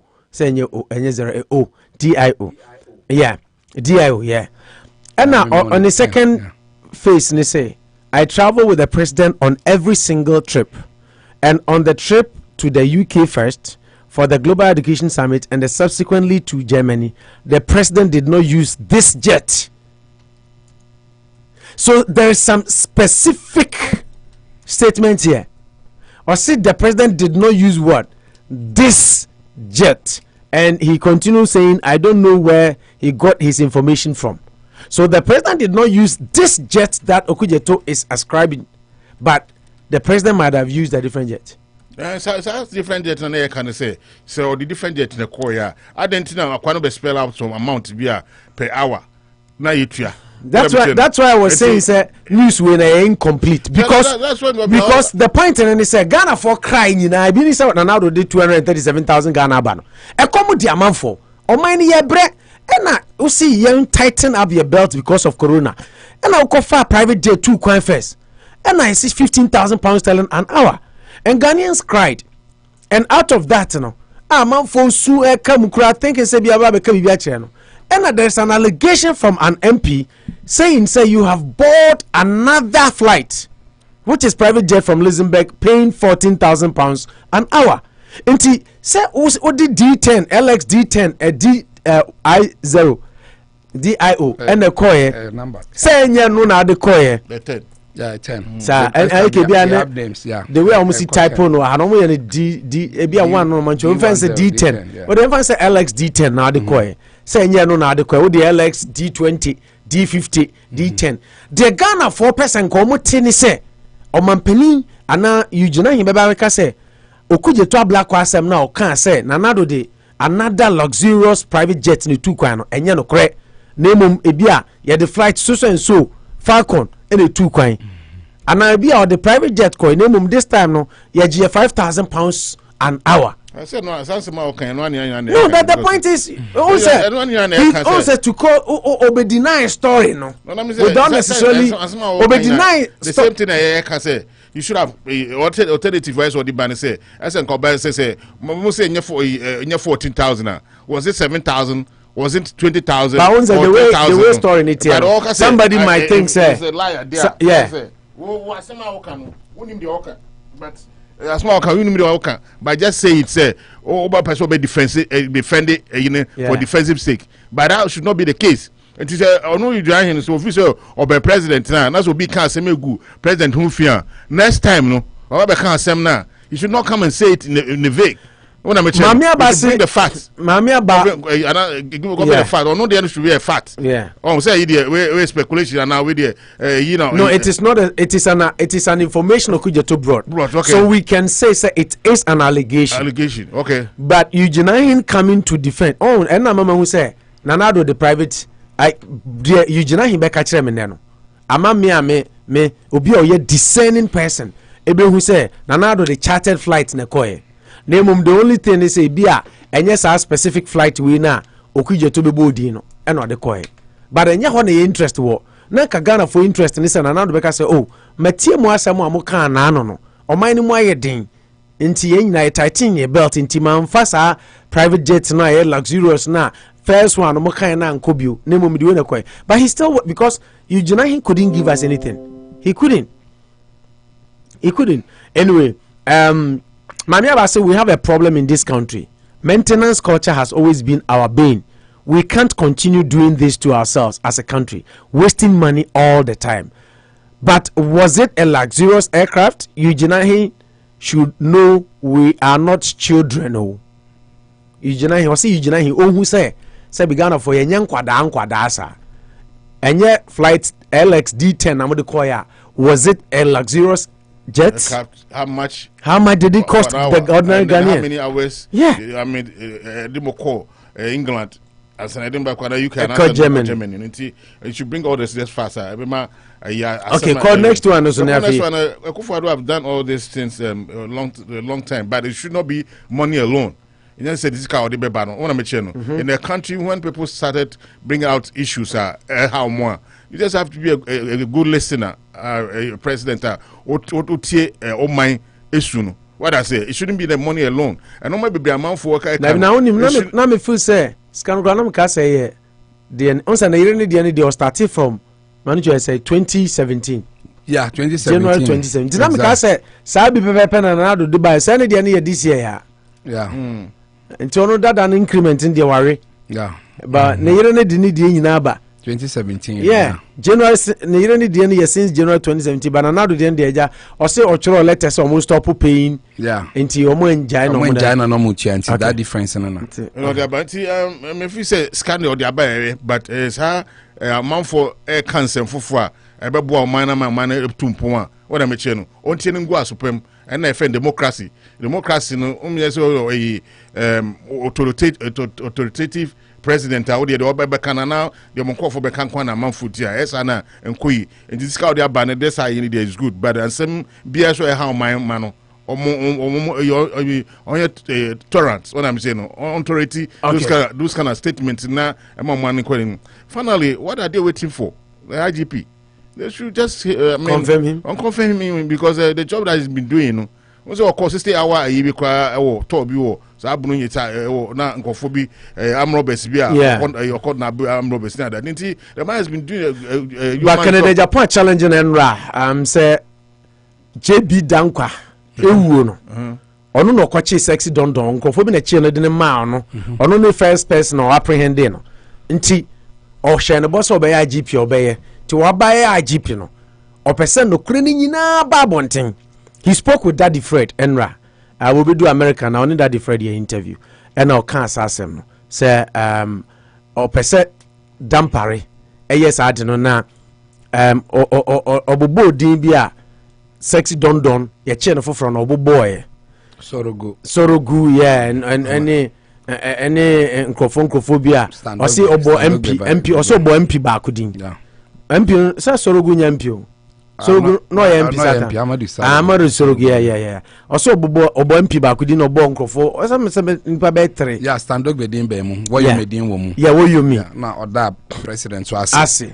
Nti o see or challenge Dampare. Yeah. Enti Canada Japan Enra interview na some kind say Ghana fo adwene ohun ba bia wo say ya adwene ni swase bio say din invite say o ma Kevin Taylor akeka nsem amanfo gidi na yenhwe ono Canada Japan the way osikasa si bo aban abiachi na ono Canada Japan especially when JB died during Mahama time and ono Canada Japan na share chira nka dey na just NDC for Edna Obecha no yeah a dear pan or no the way NDC for see in their skin at the end sometimes I said maybe he used to common sense. That's why he said he's challenging the IGP Dampare to come out, and he also lambasted his own party.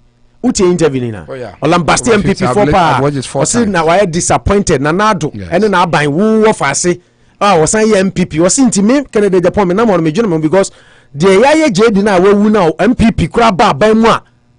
Omu hwehwe no mekaka mo se me mo party ni di ho ban yakumo bi yakaka mo se mo party no ban nti said you see intervening aggressiveness kasa as a more or less cry as hey are the secret bi o mu a party no menka I say bo party no ban na but anyway we see what through challenge ama Dampare said Dampare ehwehwe menra no e also disappointed pa say osise ono endi asem na chi as obi ato atwene obi amfa ho na na adokra ye na wo fa ase nimpon ni relative omfa ho kra omunyina agya asem na to nti ono nam no krusuru ekunu a ekina se ya na beye nti eno so ede nti IGP say for the first 1 month you know omunye there's not been any interview normal plater obekwa kutwa some funds bi when am cheno enti we are now getting to the global village sa no man we no say ope say police no ebo adwuma ye pa say wo de sa no man nyina put in place enti me dey omo fa adwuma no na omo manya another new look of policing in Ghana.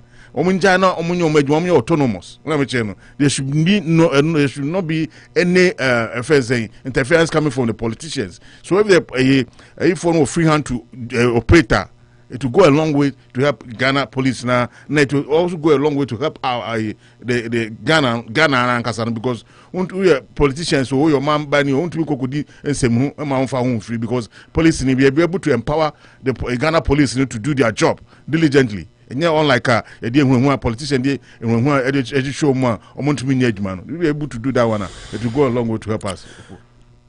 Venom Women's Health Services, your banner with Tiana, Pagan and Ibana, Worcester, Ope Primary Doctor, I can for Dr. Kwame Amponsa, and the amount, or a gynecologist, or an obstetrician, he's a surgeon, he knows it all. Women's reproductive health was specialized room. Friend on 508-459-2706 508-459-2706 Odo Mame Abaha Odo sister Abaha Unim Obabia Ope Primary Health Physician.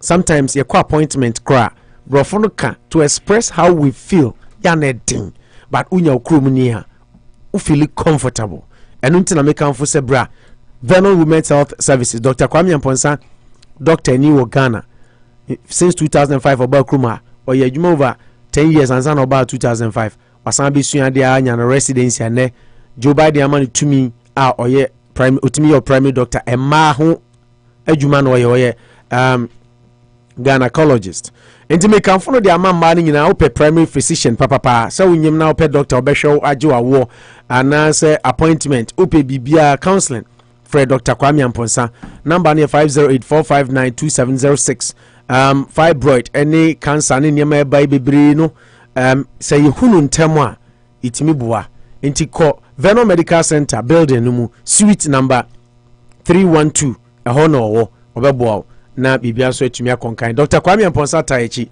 ana edi dwumadi ebramu sikasem ntoto ye nyina no Rashida Financial Services mortgage protection college planning Medicaid plans, life insurance, retirement, auto insurance. Free 781-354-3060. 781-354-3060. 781-354-3060. They say there on your life insurance. Awo yache yebi na emwa otiasi eni ufiri mu abusuya omani enye hwani eno so edie no yemfa the next on our agenda and she so eno basically omampanin dada John Dramani Mahama ninsem a okanye na omampanin nsem a okanye no ama enipa bebre kasa de afa ho akase Franklin Cudjoe akasa yebeko akotie ono nsem a oka Franklin Cudjoe sanso na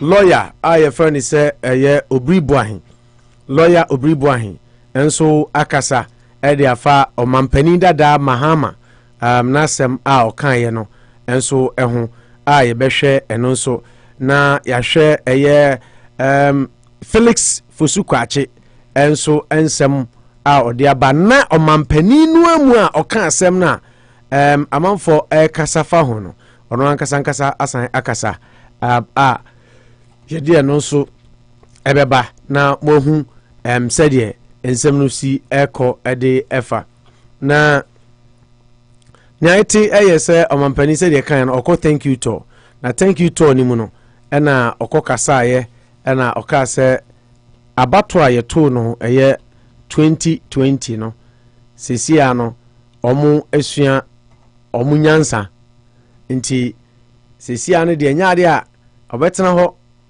asama abaye ba beto no akọ court bi obeka akọ northern region saasem ni na okokan ho na wasan ababeka fofo nemom wabe upgrade no anase wabe update no ewa ha eno na okase sesia no de abato aye ba beto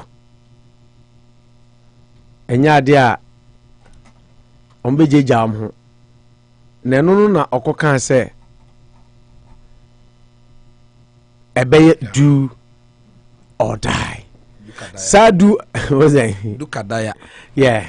Sadu or die asema okan ana enipa bebre se adabi uyo mampani dada inim se uyo bia uyo gentleman na den na afi de okoka sasa na eno ena mepese ene ye baba mu we nyemra dikan ye be kai pa mampani now president Akufo-Addo nso kan bibisa ema eno so yesopa no se dabi obedi o man so si do or die or die be die or die be die say na che se yenkowu nkunkum ye ho ana opesa o kire sen enti o mampani Mahama nso kan sei no ama enipa bebre akọ mo chikakra na mse Mahama die na opesa o kire na ye be hwe sansem ni na Manu.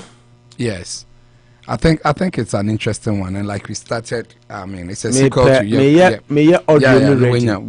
You see, the truth is that I've been doing a lot of research into both statements. In principle, for me, they are both idiomatic expressions. On the surface, what can be there? All die be die means that, sometimes you have to risk it to get what you want. You don't have to say that, hey, media because near carbon. Or non-poison, hanging on at the end of the day, a life was taken. That was the meaning. Now the balance they felt, I think it emanates from Akufo-Addo. They felt that the government in power, no elections, there's a bit of intimidation, and sometimes they have to run away, normally lose out before they come back to reality. They lose out on the elections. Until he felt that this is time. If you really love Ghana and want Ghana to progress, you have to put your life online. Yes, the people that you don't want them to rule you for a long time, but instilling panic and fear into you. No matter make it that statement that all die be die. Then you fast forward there. President Mahama also, ex-President Mahama also feels that the past election 2020, there was a bit of intimidation. I mean, what happened in Techima and there, even ran up to waiting. Ayawaso were gone. People who went there and they felt that people were intimidated. They formed a committee, a short committee near so if they are both speaking in terms of Brofo and Kanyeshe, but I think I have to stick to why people Ghanaians are annoyed, which I accept to. That you see, these are two leaders who are Yempo. One has they've been both been president before. One is still a president. One is wanting to be. Mahama Diano, I think with having a bigger stake and people are disappointed is that the time that Akufo-Addo said his own.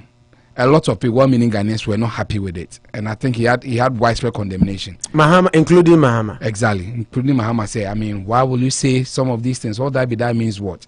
You know how people will take this message to the extreme, because at the end of the day, if even I'm losing, I'm doing say me losing genuinely, I'll be forced to do something to create unnecessary panic and chaos in the system, then come back to blame that because these things happened. So I think Mahama could have done a lot of justice if he had not really gone in that direction.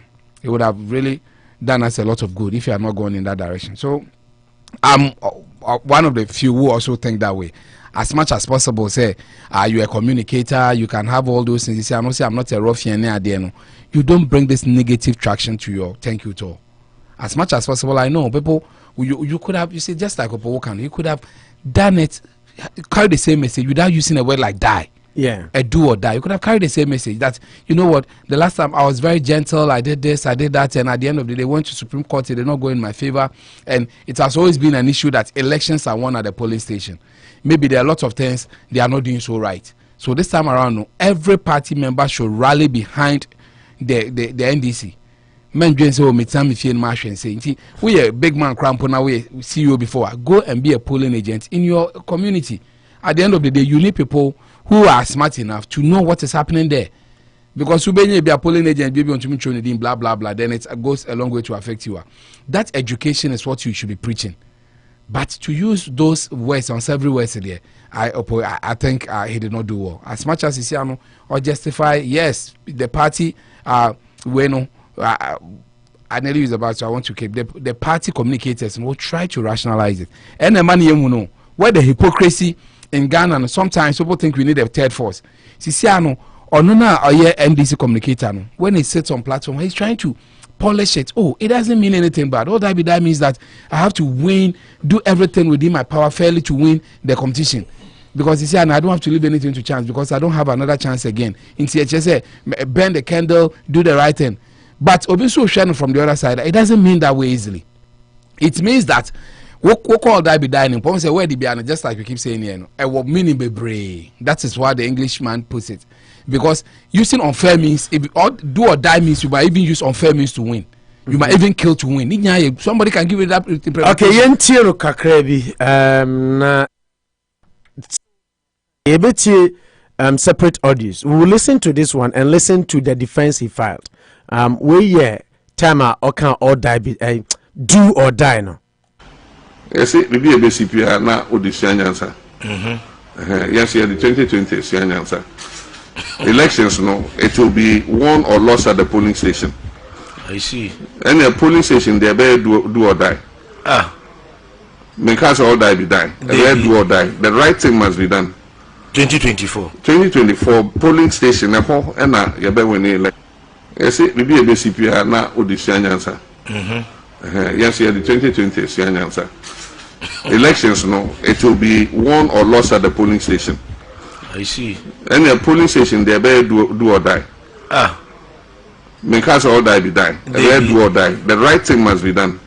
2024 polling station, and you better win the election. No, you train Emma Yankase Collation Center and at the Supreme Court Debbie Collation Center and a polling station.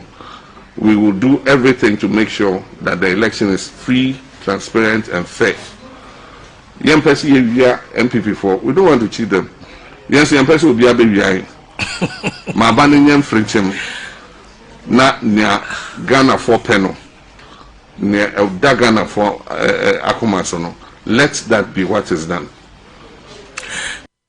Unity Radio. You know, we know radio. Okay, so this is what President Mahama said. The contest. The problem here is that couldn't he have beautifully said this without saying do or die? And so Tia, if you get opportunity of watching now, you know, he say about table no so. Yeah, so studio table no both studio table. Exactly, but you could have beautifully said this without saying do or die, because you see sometimes think about those listening to you and how well they take your message. You know, so you are a communicator. Sometimes I can forgive some people. I'm on here. On background, on your communicator, on you say, or you maybe one can say in English campus sometimes it's a bit frozen. Let young Chinese so talking about whether he will retract or not retract. Yes. Let's listen to Joy News. So the reply Ghanaians. Extra ballot papers. Yeah, election quite you can who say ballot papers, electoral materials, I got to a book. And then on the end. That's why we say this election, there was fraud in this election. And so, you didn't write it. You say if you are dissatisfied, go to the court. You call court say, Eduardo, no. And see a demo. But then non-America said, we learn lessons from it.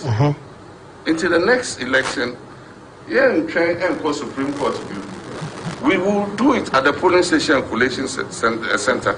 And we say it will be a do or die. They don't understand do or die. Your Excellency, Wadaroma, do or die. It's an English idiom. Okay. It's an Kasabia Yawo Kasakwan. Okay. Over Africa, your proverbs, your bube. Sure. And you come with some young country in the straight format. Also, you're the best and the becker. In English, your idiomatic expressions. Sure. Omo movie school in terms of say idiomatic expressions as here. Do or die means a critical assignment you have, and you must do the needful or perish. And so you must do the needful. I say, make us say, and this is me and train and go Supreme Court to be. There was here a year of polling station and the collation center. I was here. And so I don't retract. The next election for NDC is going to be a do or die affair. So you do the right thing. You must do the right thing at the polling station. And so I'm telling all our party executives, say, you must be at that polling station and make sure the right thing is done. You must be at the collation center and make sure the right thing is done. Don't abdicate your responsibility at that level and expect that after somebody has stolen the election, you go to Supreme Court to see if they will turn the election for you. They won't do it. Maintain sign. It's a do or die affair. It's an English idiom. Mubianko be in the dictionary and see what do or die means. It's different from all die be die. All die be die, broken English, pidgin jargon, can. But we do or die could be a dictionary in affair. And I say it's a do or die affair. NDC must man the polling stations. They must man the collation centers. Make sure the pink sheets are correct. Make sure we get the right results and everything, because if you before from a flag bearer, on the because of the Supreme Court. But say me NDC flag bearer, I'm not going to the Supreme Court. We must win at the polling station and the collation center. And Electoral Commission would have no option but to declare who the true winner is. Depends on the people of Ghana. I'm hopeful that NDC will win the next election because we need to get this impunity out of the place. There's no way NPP is going to investigate itself. So corruption, of course, we almost break the 8 so that they'll get another 8 and sweep everything under the carpet. They be also moko.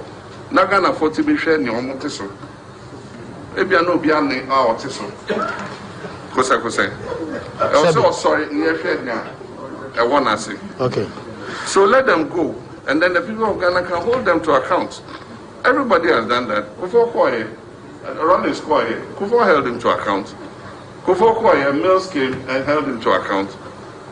So you two go, Koye, you arrested some of our people, you put them before trial. There's no way this government can investigate itself. 2024 is a critical election, both for them and for us. And I'm saying that for NDC, it's a do or die affair. That's good for Chalawati. Okay. Enti Manujo Kalusha, explaining the do or die, we see what water no more cry. I think a clandestine, justifyingly, canningly. You see, he used sometimes I say he's a communicator, unless of course you see, I say. So can he say now? I mean, Rebecca say fine. Watch your sign. You know, watch polishing. On train sign, also on train sign. No, watch your sign. So, I say it means on any meaning of and say requiring supreme effort to avoid the dire consequences of failing. And it's an organ. You do or die, no can say. Or you see effort to be on to me, I'm an infailing.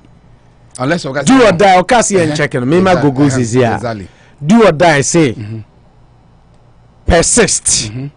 Even if death is the result. Any another meaning which you can take. And I'm just honestly, I'm check your dictionary. Like that, I'm just say one meaning. You say I say a friend lacuna. Where just space. And I say meaning or say and you be so say on my specific say for dictionary. And I say used to or say yanko school and you drop out. You jai school in terminal the NTS. But bianco for the dictionary. I say used to describe a critical situation where one's actions may result in victory or defeat. Yes. And we see on one side so man meaning or not yes. Or no so man meaning. So no any sense kasa tie. The ntia ma me kasa nse. Ene unim se wa meaning the way o buy more o congestion no there. Ene sense ko kase ono no there o ko school the otiase ne say.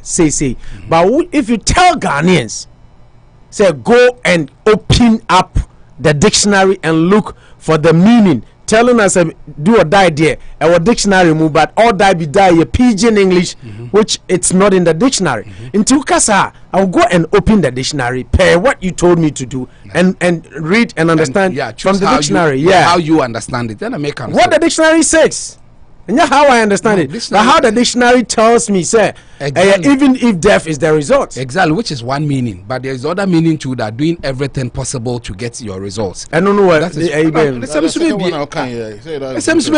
Do or die does not mean one that's only death. And I'm just do or die also means that requiring supreme effort to avoid the consequences of failing.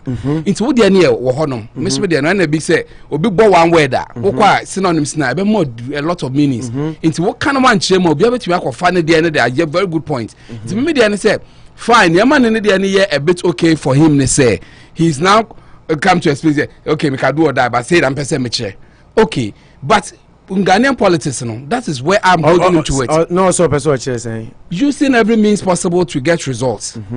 Town on no person boy, Chelsea Senna or not Tiasiani. We can do or die. He mentioned it or Tiasia say or Munye Bibia within the law or everything to win. That's how no person you see to do or die.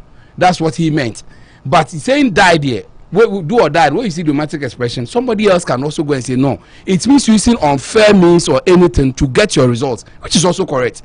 So be using fair, foul means to say there, do or die. My coach on my exams were RMV, my 4 times me failing. This time make quality, make you munam the aji. And so be but do or die. And just like you said, in context is also equally important, especially with regards to election, because Mekaisa Nanado Diana by Sani Baba, Monosolita no person or the concern, the party for the SSCC. But this is the thing. Ye to a bar, any bread to me bem, chrono to me bem, more practice our can stolen votes need to me bem. And T Abasa ye won Shishaye say Ghana the cockot.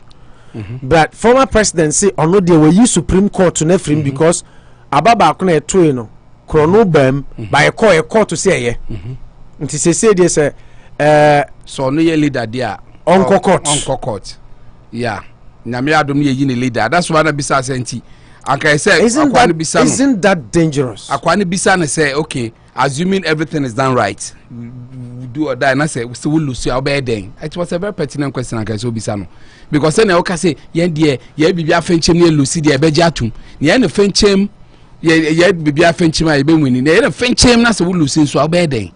You see, that is where the statement becomes a bit dangerous. To say do or die, Mr. Media say, Obiane send your better as here. Why you careful? Even your followers will use it to misbehave.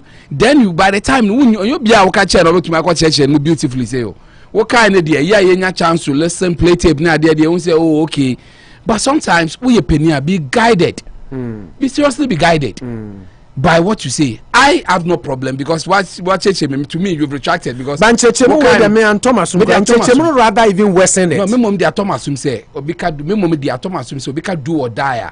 Obesa oka say oh do or die meaning this should be my final battle. No, I mean in church more the my no. It got even worse in my ears. Yeah, exactly. To you when I met Tiasi and I'm just say to me there I got him that he's retracted. That do or die. Your first one means that hey, yamfa bibi etuoni adenko jeje one. I say obi ayam tu now. You know, actions and all that comes into play when you are talking. Yes, yambo ni tuwa na. Fine, that is how it will be. Because China obi kachem say yeah kasa. I mean, I will beat you.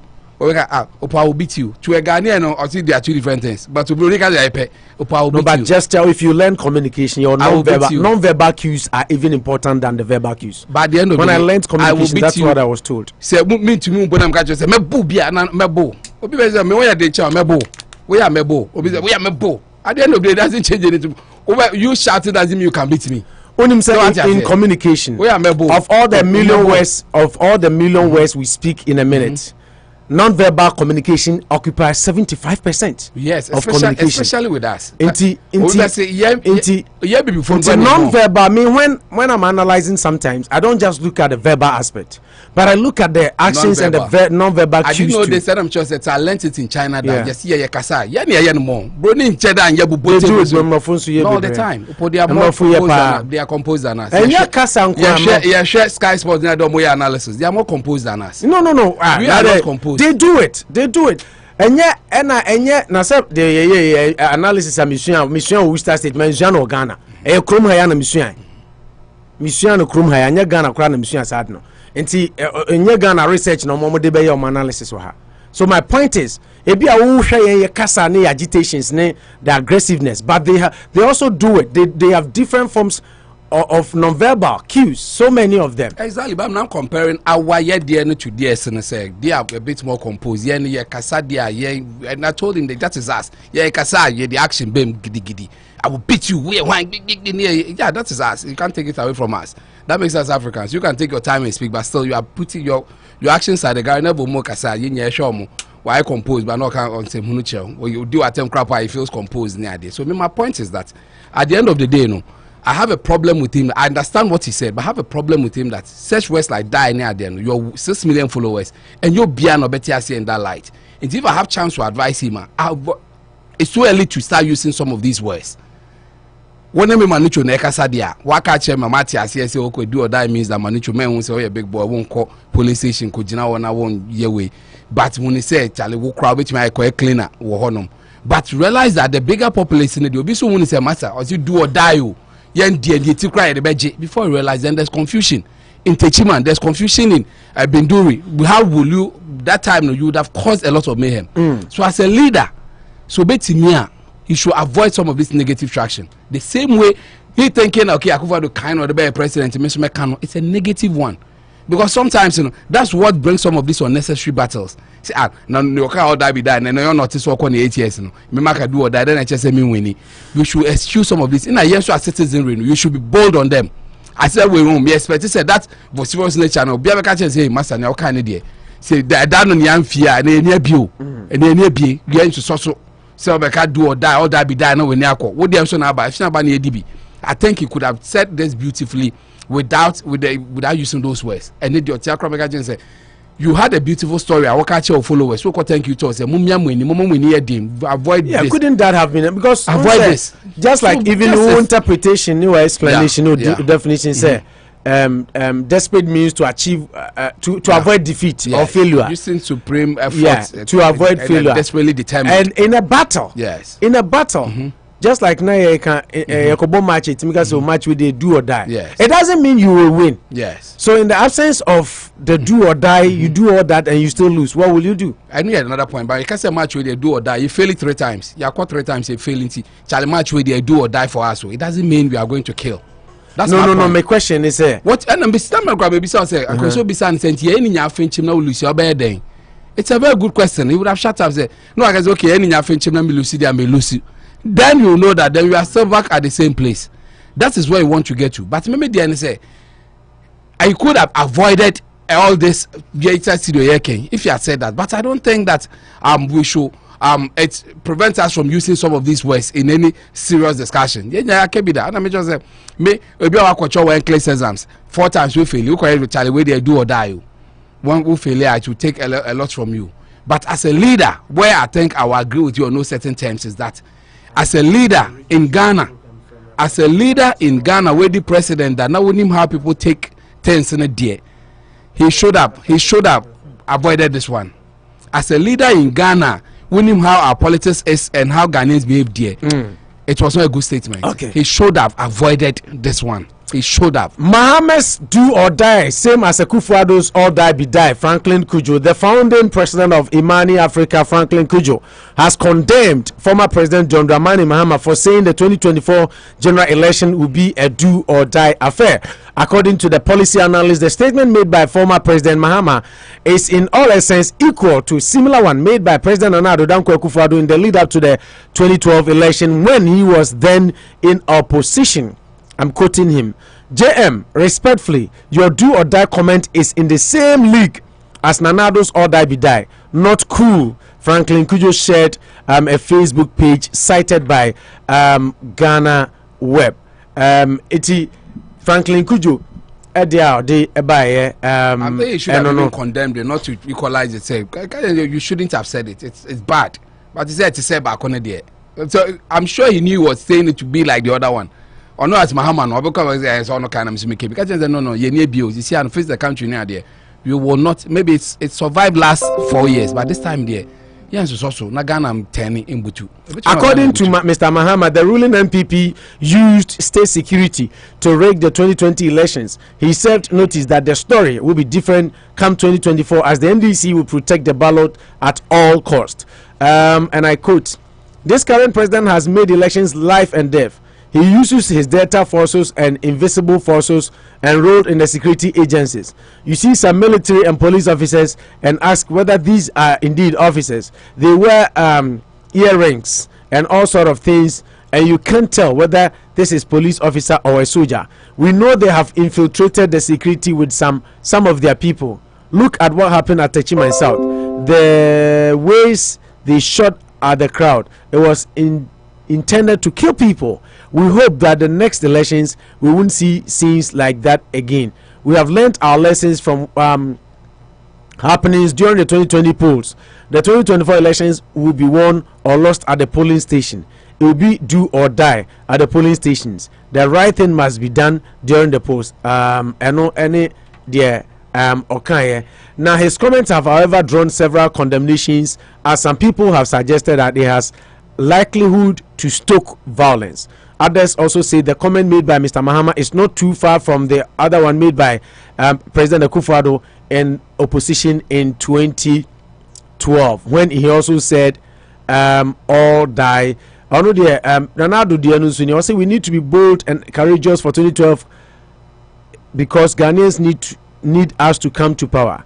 Nana Akufo-Addo thus charged his party members to be ready to protect the ballot at the cost of their lives by alluding to the phrase all die be die.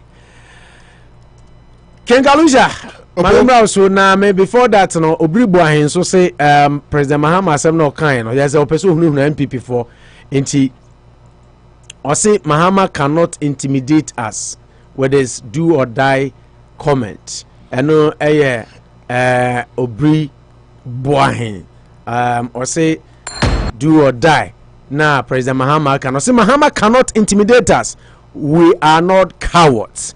Yenye ehufo ena wababi sisi. Na mamere say omo news item na omo fine say omo de audio no by dia I mean pe the narration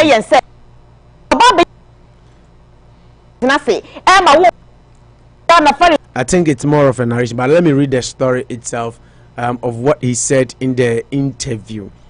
Now, Nana Obiri Boahen, Deputy General Secretary of the NPP, has sent a warning to former President John Dramani Mahama and his supporters that they should not attempt to intimidate NPP with their threat of do or die affair in the 2024 general elections. According to him, the NPP has the men. Therefore, John Dramani Mahama and his followers should not conceive that idea because there are men in the NPP and not there are men in the NPP and not cowards. Obiri Boahen comments come after the former president stated that the 2024 election is going to be do or die affair at the polling stations. Mahama said the National Democratic Congress (NDC) has learned lessons from the 2020 general elections. This current president has made elections life and death for him. He uses his data force and invisible forces enrolled in the security agencies. You see some military. I think this. Reacting to this, Obiri Boahen told Accra-based Joy FM that this issue of do or die, I believe that we need to tread cautiously. I wasn't expecting the former president to be drumming home this issue of do or die. In fact, it is quite dangerous. Honestly speaking, it is quite dangerous, and in the sense that during the Ayawaso West Wuogon by elections, the NDC came up with this slogan, do or die, do or die. And what happened eventually is part of history. A lot of casualties. Certainly, they cannot intimidate us. Certainly not. Mark my words, certainly not. We are all prepared to protect and defend the democratic credentials of this country. However, if they want to push us to the war, to humiliate us and bully us, that cannot be possible. We are not cowards. We are not cowards. We are men. Nana Obiri Boahen won. I am saying that we are all brothers and sisters, and we must make sure that this country puts up its democratic credentials. But to intimidate, to harass, to bully, and to say that you are going to win fair or foul, and foul is fair, attributed to William Shakespeare, that can never be possible. End of quote. Inti wesu Obiri Boahen. Opo when you now win your commentary say about do or die no. Now do or die no say idiomatic expressions. But all can you know say yeah now be do or die. Oh yeah o cheche mu an say yeah and now be what I say. Inti kwa koya na say ya nya di be but asema o kan no baby how can baby a or person protecting the ballot any other day na mini amudi abani na ni good. The person protecting the ballot and those kind of stuff. But Opo, the timing once again, Dramani Mahama. Once again, the timing because it's a time cool SC war. Your friend saying Guinea. You go so you do wa bobo. Una mecheno. Na o former commander in chief. Now, all transfer football, bana. It is a cause for concern. Fifi Court say a call to stop electoral fraud. That's a beautiful because some movies say elections nearby. It didn't go their way. Maybe they did not do their homework well. Why now they are going to do well better? But they could have used better phrase more than do or die. Now make out my see.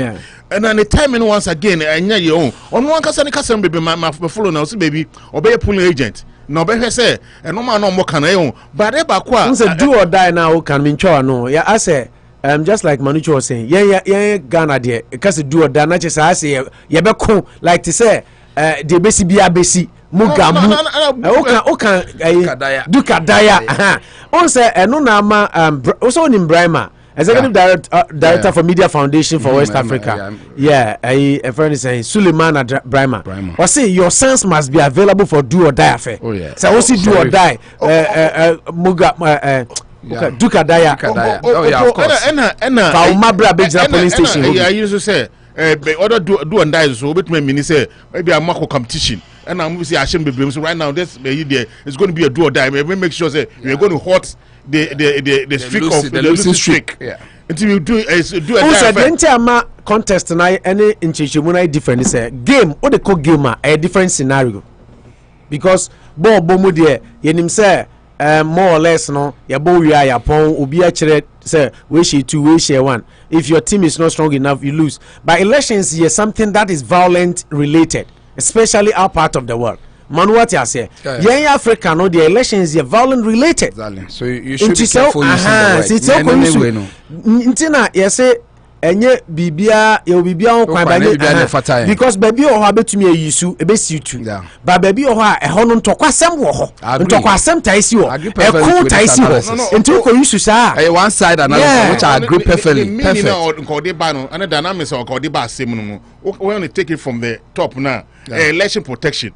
Yes. That do down die way, election protection. Yes. By the timing, and America once again, the timing was not efficient because Professor Kwesi on the credit can say there's going to be 2 more coups. Now, former commander in chief.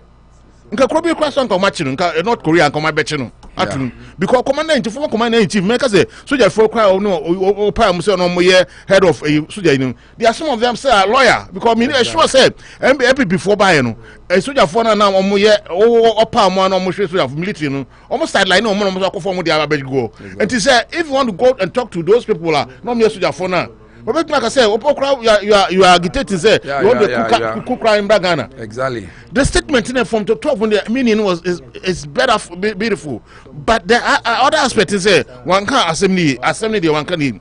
Opo, I want to make say Akufo-Addo can do or die those kind of stuff. That times, you know, what I knew said. Only a vigilant in the coalition center. They were able to mobilize their pensions in it no more be and I feel only digitize it or more office. But just like I think Manucho said, no, former president beat me akase. Say, I mean, he started the comment. Says, yes, you idea for 2020 and they see 2024 on the day. Yeah, Makwan will be a yes, you be vigilant. And I'm urging my party members say, be a man and in your day. And now, I'm before the judgment says, and now, so they say, yeah, no, you know about movie as my back. Now, host two programs are now. Let me flow now. What happens? What happened? Me go free say. Ofurika sa achiro nti. E na ato oti na ma me frɛ. Mr. Danso Ofori. Oka sa achiro na ato oti. E na ma me frɛ. What is my essence? Opo, ma me say come asem. Me come asem so no. Ben Ephson so dey no be for oh. The one thing MPP and this should also know, make a now say, bias I know me, they were able to mobilize their pen sheet. Okay, say as Cudjoe Mahama. Yeah, maybe a problem. I see Opo did I hear Kalusha say JM should have been arrested. You see, he's defending all die be die comment to me. Yes, you put you on record. What did you really mean by do or die? Because and now also a former hey commander in chief. What's that chairman to me? What I'm saying, former commander in chief. Now Kasasa. Now Opo all die be die no. Make I say Nanado can all die be die. Na 2000 before the election, that time no more opposition. 2016 yeah, 2014. Yes, that time there or Rock FM. Exactly. Nana Sabro, I can go back. Yeah, I can go back and bring some of the programs we did and the audios. Exactly. And yeah, Obia D because or defend do or die and condemn all die be there and I said they are all in the same bracket. You use election here cool. Oh yeah, oh say, oh your mampeni now your diplomata. Okasanko. You should talk with the ex-president. Yeah. You had security brief, intelligence briefing there. So you can do or die. Then we follow us. Hey, young, do or die. You need to create a chat. You need to create a kumya power. No, I mean, you do. Okay, some beautifully. Also, elections I want in a coalition center or police station. Not even the first. I know there four. I know they say a CEO first Supreme Court hearing. 2012-13 Supreme Court hearing. Yeah. That has always been a cliche. I never say NDC phone. Omo police station, omo pobi omo ni edin. Omo pe go for omo nim dia, I didn't buy omo to marking kind. What I say? They stay home and they rather make them. Yeah, the noise. Yeah, those people now on person omo form. As Ephson was saying, you know, we have even 3 years and 4 months to go. Charles Bisu. So him Charles Bisu. Oh yes, yeah, very well. Onya want to. Yeah, Charles Bisu say our laws should deal with Mahama. And let me be say Nanado can galamsey man no. Nanado can all die be done. I don't know one can say. You see, sometimes some of the in as much as we are condemning the statement and we are not in agreement. On say yeah sometimes because now you are so a presidential staff as they say. Yeah. It's a presidential staffer. No, yeah. From Galamsey to presidential staffer. Exactly. It was the until if you come and tell her our law should deal with you. No. But your mama didn't who change Akufo-Addo. How? Make us say your mama, no a former commander in chief. Let me former commander in chief. Yeah, he was. Oh yeah. And I said he was. He was no longer. Cudjoe mama. Oh yeah, former commander. Okay, now the person is at former commander in chief. He used to be the commander in chief. Yeah, no say what's a former? Until you sue former, not former. Your former idea. What can say? Not your former. What's not your former commander in chief? When they say wrong. Former. I get you. Or former Shawadi. Former commander in chief. Exactly. And you no. Or wonkophobia or ye mo pamo IGP for ni suja phone penny phobia. They are still loyal to him. And now we are in the era of coups in Africa. This statement, is related to coup. But also on your violence. So that we put them in context. After coup 17. After coup 17. It's dangerous Akufo-Addo Canadian, but he wasn't in power. President. He's not in power. He's not in power. But he has lawyer in Kofobi or the kind of transfer, about 6 years. No, they are lawyer to him. They make out to say, you me flew Akufo-Addo obey Sajuja phone pay the phone. And if you and say, you never and ninja. No, go to say, acquire, do acquire. Obey me acquire, and also a remedy for disaster. So that's the problem. The next essence, what can I say? We have 3 years and 4 months or 3 months to go. So why are they starting this brouhaha? Say Santo Kowe say those kind of stuff. Man, the name is over. Your mama. Thank you to him. I don't think it's a thank you to. Or they pay more popularity. And so I can't say me. Man, the concentration, I say, I throw more light on no ambitions. Want to be a flag bearer of the party until now, yes, because no maybe all can say idiomatic expressions. Why couldn't have used the meaning instead of using this one? Yeah, you could have using the meaning of if you say you should do the needful. So I don't know. Can say we're going to do the needful. So if you say, determined, I do the needful. You're going to put the mechanism. Say we're going to protect our ballot. Before all that be dying. You could see say 2016. Expressions make things easier for us. Idiomatic expressions. Yeah, 2016. They were able to do coalitions. Coalition. Supreme Court. Like I say, we were able to protect. 2013. Were you able to protect? 2013. Okay. And then is for MP power. No. Who's the 2016 elections? No. At the computers, so it's President Mahama telling us by what he said, even if he meant say be vigilant at the polling station, and not just say nipa suspending or party, not just almost suspending or wrongfully, not just saying some say they were not prepared for the elections, they were not organized, they were not ready for coalition and all that. Not just say no crow Binduri, Atubiga, not just Stephen Atubiga had good issues. Until why did they suspend him? Exactly. So that's the issue. Because I felt the mama confirmed if he said they were cheated, but also fan said because you were careless. It was two different ways. Said your mama feels that you cheated. No, but okay, so now the cheating could have come because you were not vigilant at the polling station. Because you were not vigilant at the coalition station. And if you were vigilant, as you made us believe, I said Binduri Kokaya, more in a free party. They were not smart. Yes, so more vigilant and I'm down and we serious, aggressive. And I'm making sure say BBR resource in a corrector. Some come cheated. We could believe, sir.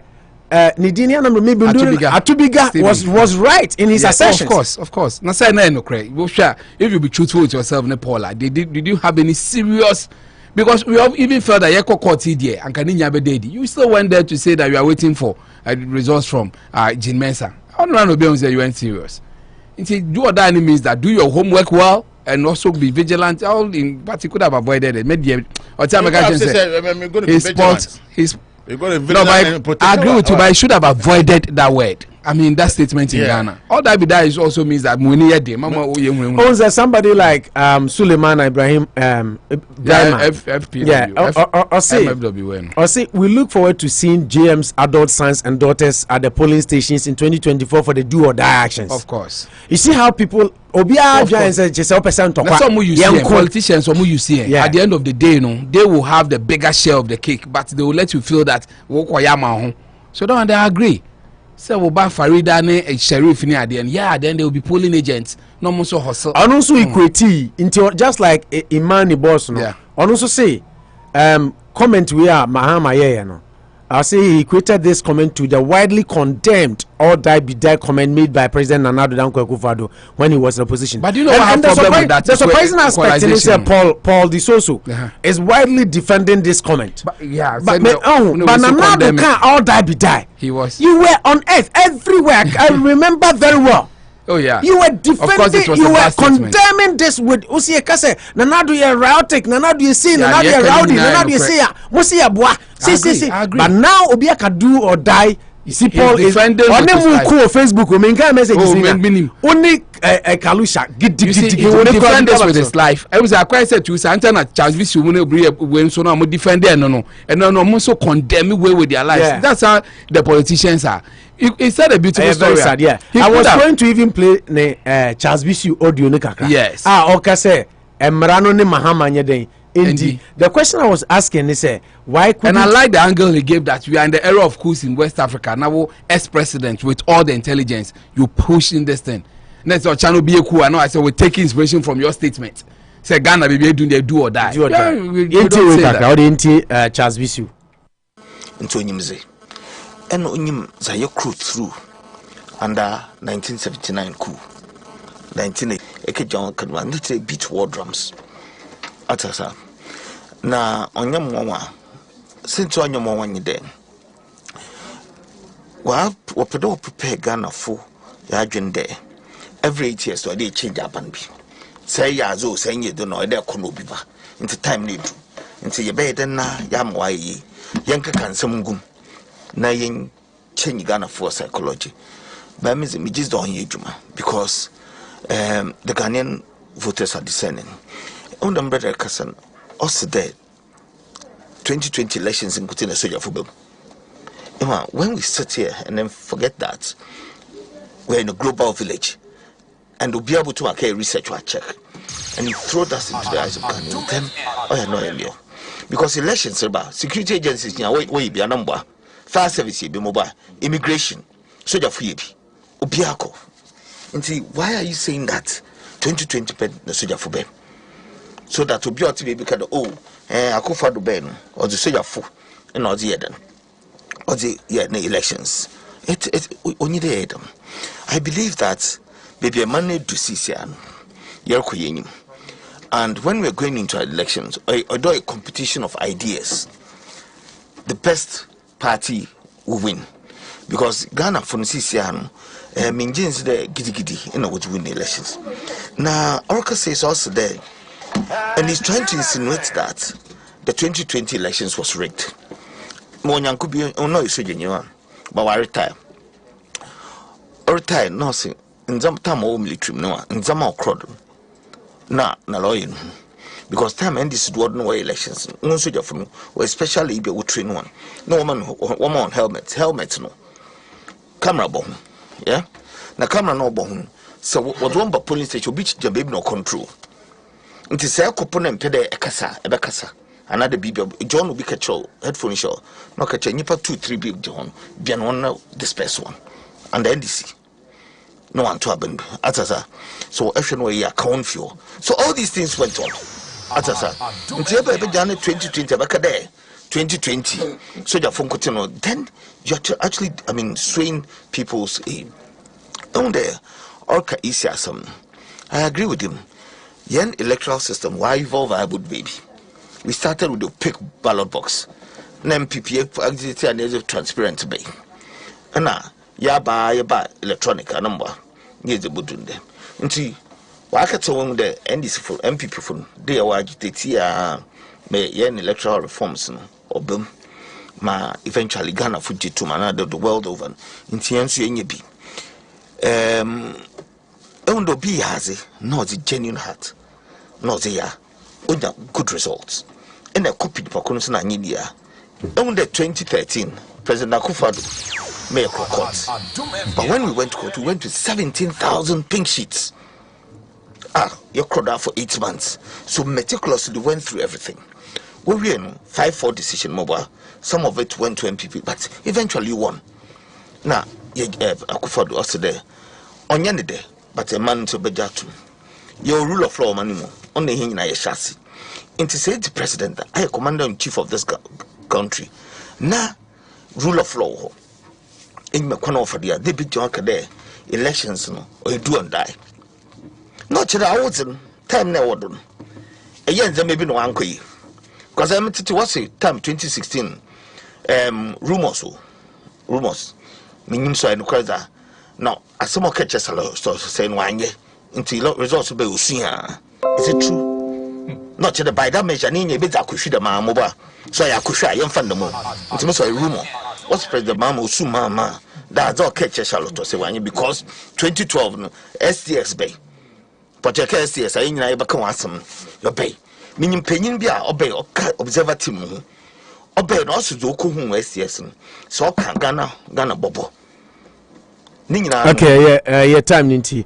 But now me pebebia o kan ko si say young cheno na yeah mra no nino. Yes. Yeah, audio ni about 7 minutes 43 seconds. I think ni about 4 something. We almost have time. Yeah. O da momon kasa na enya ne fa cause. Yeah, wunya na nka be tie anyway. You see, in principle there, that's what all we are also saying that he could have said beautifully without making the statement. You see, I'm of the view that more Kenya say I come back say Akufo-Addo kind. I'm not happy with them. They should condemn this with all uncertainty. Do you know why? Because Akufo-Addo kind and he's president. It's way so it's emboldened them massa. Govt say we too soft to can say now so. You see, he's having that way no. That's why he even said it and Akufo-Addo can be. We should tell him that you see, you know what, we are no more there. I'm one person I've always started in studio to tell you that Ghana, I don't have any hope for Ghana. So first the country now they started saying Ghanaians are now becoming enlightened. Say the Demban Kokomba idea no you see on. We are leaving the rest of the Demban Kokomba nyaye Wemba Mwefi Wempo Krobonimba. say Akufo-Addo kan no ye ko etiwa ye chemu bibi kakra sisi and they all die about 5 some years on he's become president. We say hey what a second chance won kan sem. Okay, enko ye chika kra bi na. What they doing? Nti say catch them there sisi ano 20 police station on say bibi besu ho that one about 2 abanopon so about 2 so there was violence but man catch them and that's what they're doing. Nti say catch them there sisi ano 20 police station on say bibi besu ho yan twen momba say what are you trying to say? A statesman talking like that, beating war drums, minimum bro, what did you be or Cassadam? But President Mahama say, Mbrebe or Hado for no bisanasam. Because Yerko 2024 elections, Edmando, what's the enemy and says? I am president of this land, I am assemblyman, deputy minister, MP, a busy vice president, non promoted was an anchored. And also for politics, no friend, no vice president. One day said there needs president. And how was it? Until lost is enjoy the taxi. The time behind us some worker. And the president Mezibida. So Mezibida on the things now. Okay, Mezibida yeah, should have known better. Which in the nutshell to say should have known better. You see when where Charles Bisu. Yeah. Charles Bisu. Yeah, presidential tells Mahama over do or die comment. Say our laws should deal with him. If there are laws to deal with people who speak like this. Of course, when you say things to subvert constitution and also to make the country look ungovernable, you can't be called to question. Because just like you're saying, you've been the president before, you have loyal people both in the military and outside the military. So we don't want you to have that, give them, encourage them, not impetus. We will realize because I want Mama to come back to power. You don't have to speak like that. Okay. It's that one I agree to that school of thought, but I don't even agree to those trying to equalize where can be. And yet, as much as you want to rationalize with idiomatic expression, know that the 6 million or half Ghanaians follow and you'll be an obeti. Yeah. I don't know. Over can say, no matter what you do or die. You see, that is the aspect I want him to. Back, no, say no. I don't mean it that way. They're making Chester Kokun police station. Yeah, I think he should have taken the second opportunity to explain. Make us say Kokun police station, but make sure that everything is within the law. Yeah, vigilante.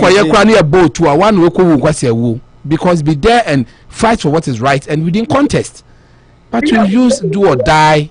You make sense to me, but I don't think the larger, not because I'm wiser than anybody, but the larger people that you are ruling, and you'll be another con in that breath. So it's a bad one. It's a bad one. The Yamfa calls no namu amajinche Kalusha never fa calls nene. I'm a picky first caller. We are the Akanyina Kalusha never fa. Name of the 10 say. Bepeno, me fast ako. Oh, she knew. When I be okra, me make sure say. I block it. My if I went to Manzania fa calls and say.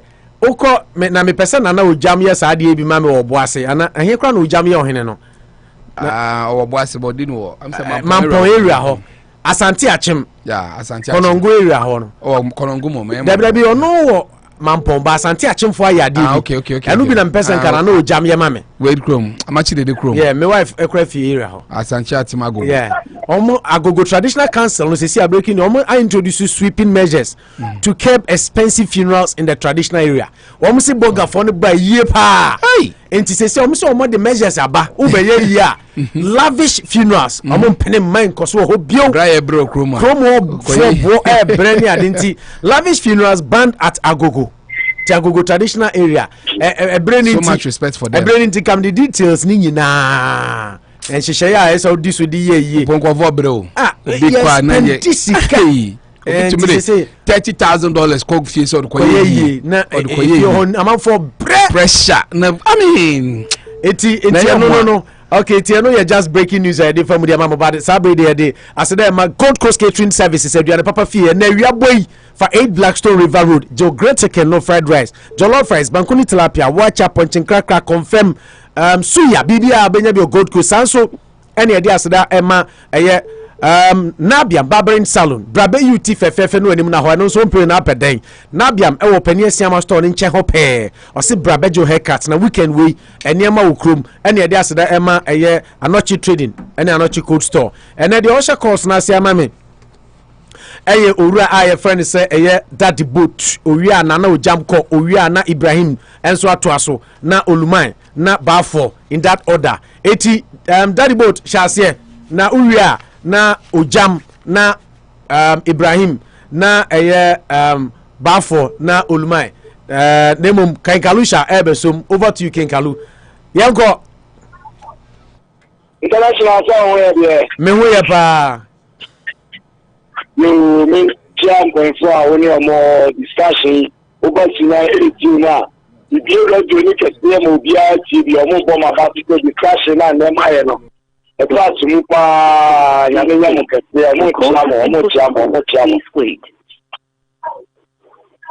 yeah yanko that would kaza yo international no chia MVP ma omo mu na titu Ghana for na no chia MVP point 4 and omo mu di machi e banyira no chia obidia international what we say ka say African leaders they are greedy for power and as a power ni brea omo tuma ko ya so a omo ti omo pese omo be kono ye ka e no crew e no prepare so say omo ya gini say men kura school won some ya pa da bi kura kum ya ko ya ni ma ya no mai mu punto ya na ya gidi won pe pampa e be fa so no so bi ya papa ko yi to former president Mahama what do you say what when you former president at a miss na no the current you how do you go now we nyina ti so mo sika e ga ya ohun ye pam o ko kura no aya ya dey my vice president who say yan say fa ma on kan ani bre na chef of we ani bre pa le power bomb we can yes international wa the tuma wa na ya ka say ndo ko si wa ba tu e ka wo ko e pro to le say bi ko fa yin tu ka na fo so ya pe ya ba to e bo bi ndan mo me ni na e bo e to ka fen na de na o se mo sa na o pe kasa ni se mo sa because na for ya hulo the winner momo the winner na mo tro nti se say baba ya no say dem say ya le ko kika e na make say we ya kire say omu bi promise to some to start brother one and some be pia papa because so you know what pass ni wa pa e ne bia na nya sa papa wa be ti o mai enya me wa ta ye say e do papa no because we be akonya sika e do de bu o mai no madam atunko na o de ye madam atube wow mo ba ni ayi bia e say ye so ubenya obi mo ba be different say obi ka say o da identity o say wa o da bi da ku ko ka o mo mu ni aye condemn no so an ka say ye iti ka wo ba ko ni we ya wo be je ko na ri awo ko no nke se so so ka wo ko bi da na tani plan for wa ko ma show o be di se wo ki udu uti ni adra to ba se ko da do mind di je bo sia e mu chedi e fa so ba mo ko amuti ansuwo o ko no so ka de ko ti bo ke se on ko ya report ko ya wo ba tu rusu ni ngwa se pa se Ghana ba ko president be rusu to se o on ko le mu ma onye tika ku 14 pages and 400 pages and e share on ko abonne and sika dia ko ti bo ke ko re egulu enye wa ko 400 pages on ko na somebody say do or die I want to find a man no me o ko so am ko sa no di fu omutima o mo ko abasi asia o mu hwe mu mo ni na o ye ni abra ye kai ye take nema ye le pe shit di nema bubu ye awu se ye se no amompe amufa yi di patapa to ni ti ntokwa ye ko se tuma wa asema fi enye o mo ni ti fo na ko so mu de ko mu ko fo patapa se ya no mu da che mu gru ni ti nti o ko mu tire mo ni e hwe abani ye ni abra ye se go don glasses increment ye na me prison na ku fo ni ni wa pa any de be na ni so MPP ye mo mu bretintia o metima ya mo my Ghana no any ni prison mo Toby and can't tell what you know what you have for. Do or die. But do you know what I never share 2024? They get about me. Yeah, I got you. Let about me a cacata mana. One of your venomous grew. Now I'm the coward there. In the 2024, there are two of it to start more police. I'm a bunch power money to any shaker. The same on penny about this. If you want to know, then you any so much anything or drink of assembly no the winner mo ni she okay that is both you better see pa and you do so ojambema ko Galuta ni maluchu ana opo mamencha na mo ase se mama ya kwanya se ekadi na me say union ye ba 3 minutes out dem obi an ko 3 minutes na bro so ane ye bo put it so ye yan ye ma abian so e ware ma ye me ko manim sa continue dia no ye me kan na ne sta no titira no chiko so de ma che o ma na ma ike ko me tam na di na continue bi an ka se me so da ka sa che ye me kan na ne se o hwe abia e ko so pa eye former president so ko kan na me abia me se abato na lessons me dey ke me ndi nya sanyasem eye bra zinato zinato ye Lawrence Bano oba be prayer NGC for na nunu ma me no eme hu se oni voters ID connect for no one of the president na no to abakraba e won ma mu se e gmane ye no e so di agene ani ti anyina so na do akoma nkon ku betira obe we production awo e di o man pani da so no kan ne die mi di zo pa no ko sa be di be ka di fufra kari e be mi se me oba mi ye people ni kese pa mapa ama ma buy for constituency first back time apa ama kama ye treasure my deputy organizer ma buy first back time like the media dia to ma continue obi an think am ye me nya people also so oma pani that time I travel na do podcast that you will be for the group won se papa na nke the side dey so e bi so oma pani that wo so aba now be can ask we say do or there one e could do na one e die Oman eba kuku na someone see Jimmy as a Jimmy starting from there, Ghana starting from there.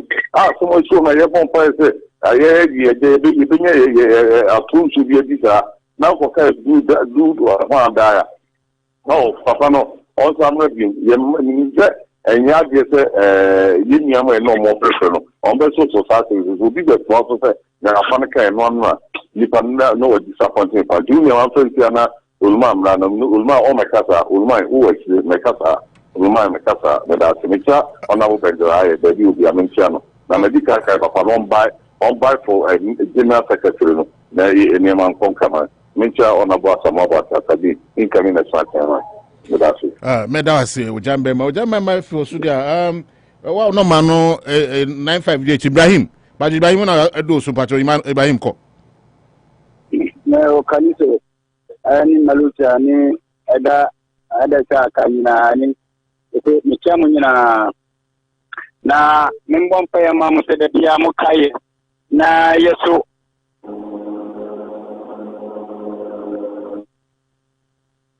abusabe yenia yeni soso na mi enkamu nya mi shira mu ma yenyina ye brenya kwa se mu America na kakra mu nya no na mutu mu dia sanja butia fo mu yire fie no yesu yeni so papa nyakopon kamo no nyame shiramu mebia aya malusia se kalusia so a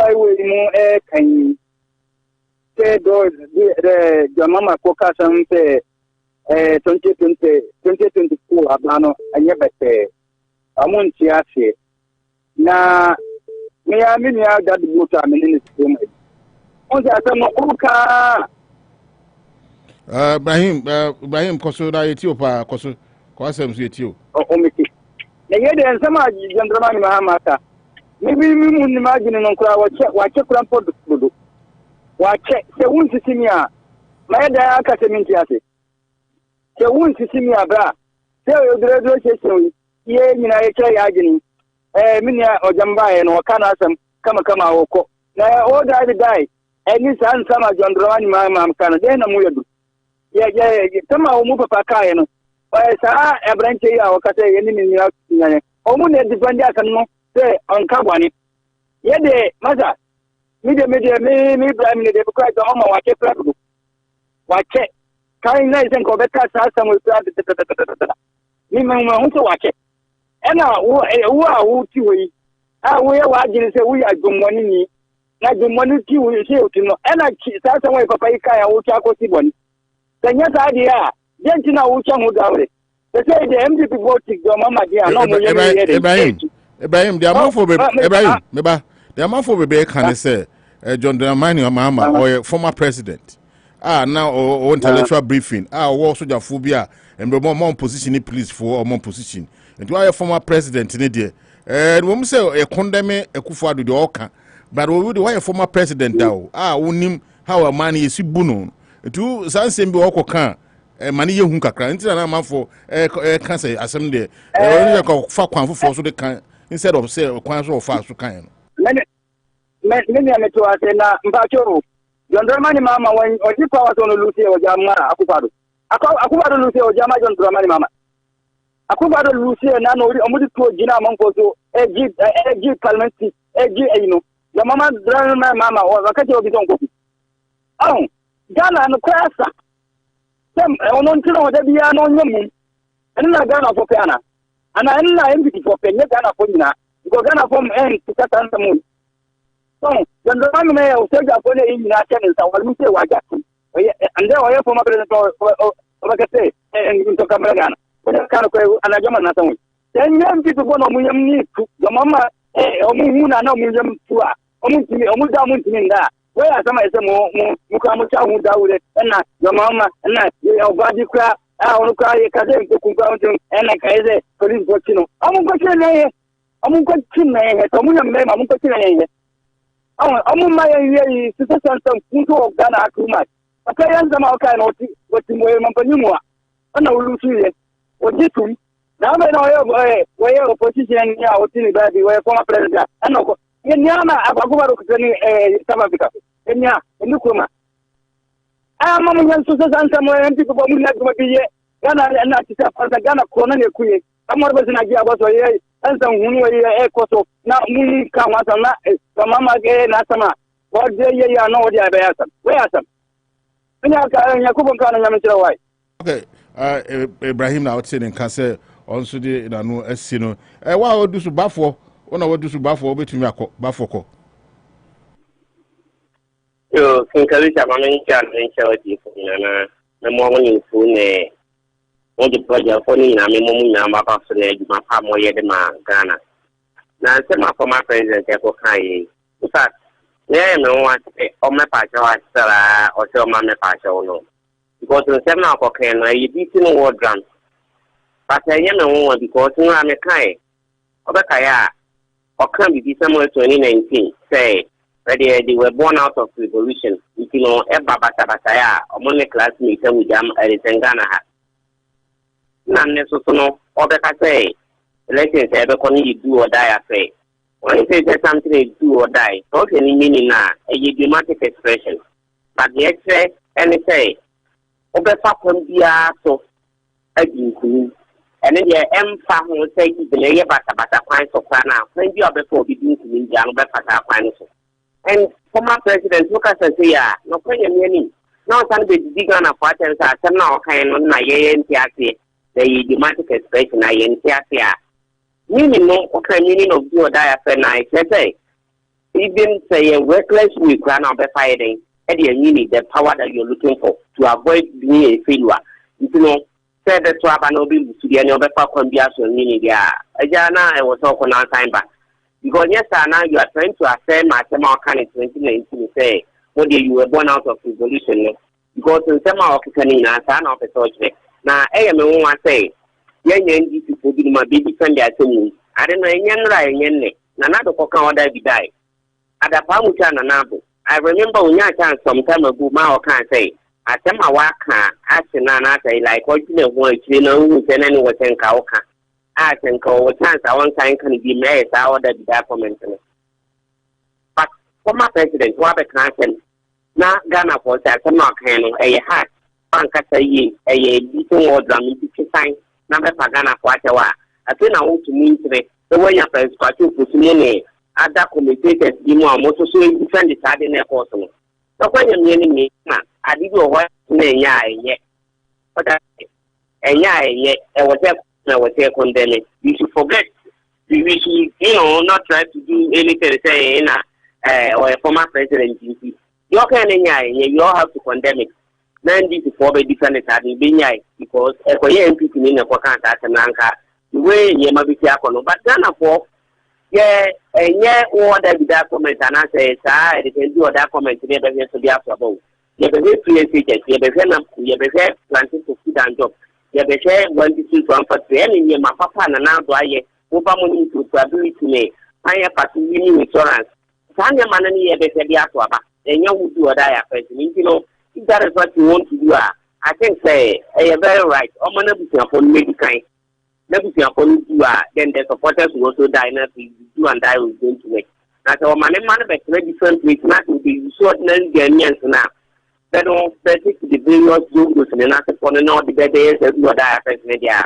I'm afraid it's not going to work in Ghana. But that's a very enough front us. Oh, Medasi, about for Israel, sorry, now telling Kano. Brother Boache, on do so. But old man, Ola no, a drop here to old man. Say, what you can, friend, back while I not dropping, old man. Brother Boache, but your one uncle. Hello, Kalisha, where there's no power here. Only my children, my family.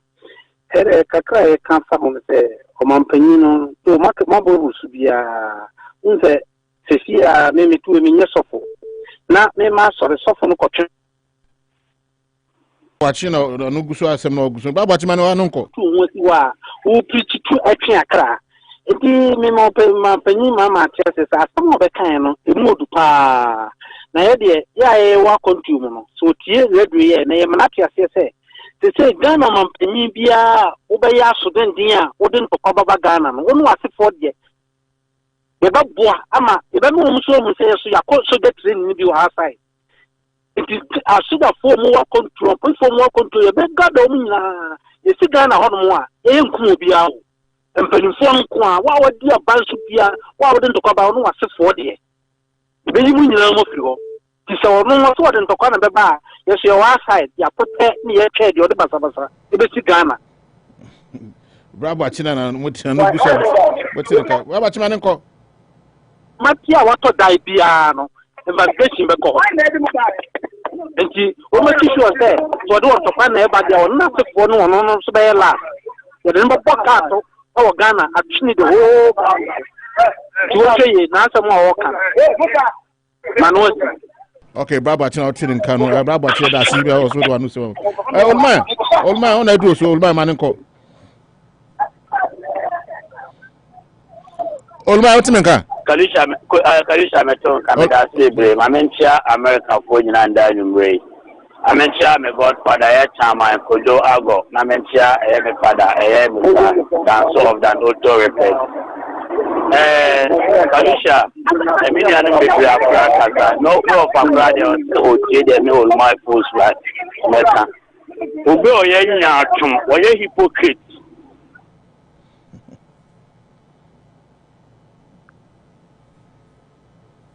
Ama ye no atama Mahama kaya no enti se odam de me pesa me ka kire no de me pesa me ka kire college no ma ba nyina but olma to basi hold on but baswa nipa ne bi e wo so nti baswa na wa metu wa you know yenye ndo so a metu phone esa ka sai bebe me obi o ye nyatum for na de omo condemn Mahama ye Ghana ye ko aya wo so weswa gon e ko by election nipa bi play abnante ba akokwa ne na ya sai e be sinde na Akufo-Addo take commission say commission e hwe kwan e pass wa incidents ni see no commission report on the banana Akufo-Addo mu bogu ya sa fo no mu di sa bone nyina e da ho nam ho for the first time in the history of Ghana yakoto abama nipa ba ko nan yawu e bin see Ghana ba ko sem that if it time na roll is quite from 93 bis in the two abama ubi akọ if the roll is quite we say that man ko e bi ansi. But for the first time in the history of Ghana, na Akufo-Addo say we say one day we konkron no nipa ba ko nan we nipa nan e wu da no ba be chena o kasa we chena e bem ba cho for we ofide no eto ayi ana so phone to mute na ma olman flow ba cho wa ba so kasa we chena nipa nan na omuwu watachman e pesi na omanya justice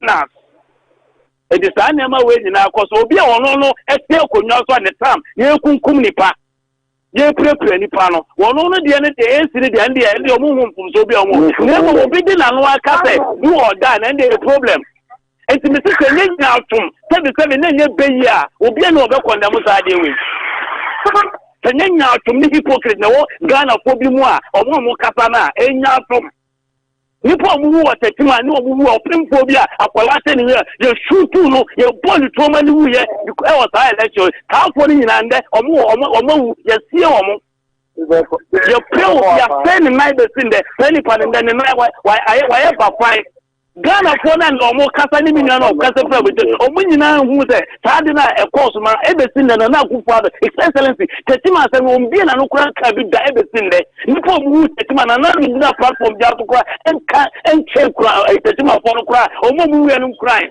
I shall be so crying. Na Mahama kwatira radio so no say election a ye be ko no 2024 there e ye do or die watch them na Akufo-Addo dan ya rekra ono no all die be die no wo kan tire Ghana ko nyina say all die be die because atiwa ko tire bi kakra ho na do ka ko see say obi a ball e ye hwa no obi a de tutu obi a de ni wani ni e de ni na ye tre wo ka ko ka ya kan for there Mahama de wan kasa wo se na se mo kan le all die be die o na mum do or die.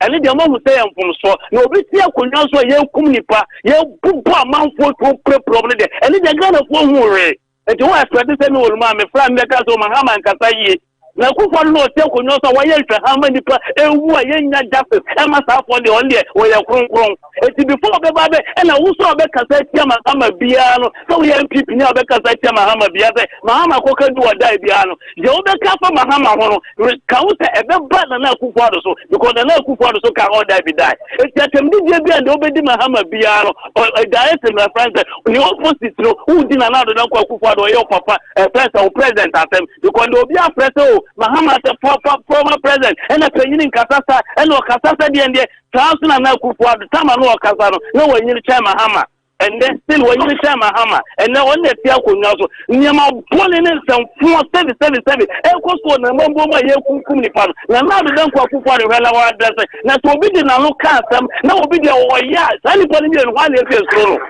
so Mahama the only 77 in any part. And Mahama the Oka someone in Ghana for no more almost come no tuma for the so many years almost saying no more babos no more lamba Mahama no bit you could not see kumnipa then you pray okay.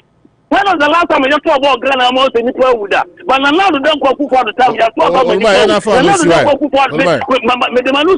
Akufo-Addo time your constitution is right there but and certain military my police station but now the Danko Akufo-Addo time you will send military sending a police station you would the course of for the first time in the history of Ghana military didn't go with parliament because you are speaker of parliament at the speaker of parliament look at the Kitwa you could that no we can know what enemy my honest shot yeah and question the Ghana that is a call for parliament no make that very don't make my coup because that's still January now Papa no so just no call parliament that time no Akufo-Addo your president no one your president and in that command so you need pay you every my coup that very day no and so Ghana for them no kafa nyatum and the way leaders almost something kata ni nyama bole na akoswa chafo ni nya justice no omunya justice matter tima for no ne ayi kaka kamu no mo mawuna asana baba be kwandem Mahama greedy for nyatum for hypocrite for bye bye Olman na ode no wadas una edu so manenko wadas ko yo dedi kai mama tia ni radio atfoni na oya over kasa ni ya over bajo onya overtaking ba suja bacho azo odas ne kasa wadas neko wadas kwanza na odisuna ko wadas ko so dedi ka minya karisa bikini ka munya moye wadas ye ho ye manenko any the time say the na ebema okediapo enim sa chifo me yanya ye ni akonkon ba ko aka ho ewo America mam nyankopɔ enko mo na ontan enhwe onkofa enhwa metes ma jefi one no wokani na nyankopɔ emo ma wode no maduma entimi nkofi se dia be ya omu betini ahwe ye nua na ho nyankopɔ ede na che omo no na David no oba be ka chifo ana se obenye bibi papa bi ama chifo mu so di akɔ ye pa minya kanisa minya ulma na rama do kasa tiano o kanta yen ai tetima no mimi be ke butan se asa na tetima fo ebe ye sa de no ama sa incident no anya sa mi de bi no be jira simpio do mo wi ni tendi fo ni o mani MPP ni be ana hu de tanto kwa no o kan ai ne de ama de oni do mo na ye anya sa mi de bi no be jira simpio na so ye ke abane de o mo wi ni e do mo ndi o mani na makwa di mani awie no makwa police na ntokwa sia ano no when go for buy e mo ndi di for am go for Somebody that didn't go past that you by. Now, I have a panel, why president depend. No, but just in case you can do that, and no crowd was there, do that, brofo. Me president do that, do that, coming like a little bit of brofo. Never know what I take. I can buy to others, and I'm in trouble. Oh, do or die, there are so many meanings. Do or die, and say, Wako, Oberfa can be I win it, and I say, Wako competition. Now, well, Lucy will be now. What's up? So many meanings. Ghana for 2024, and to one hour Palmer in Emuno. Ghana, the area and then the only go back for no Babacano, only about the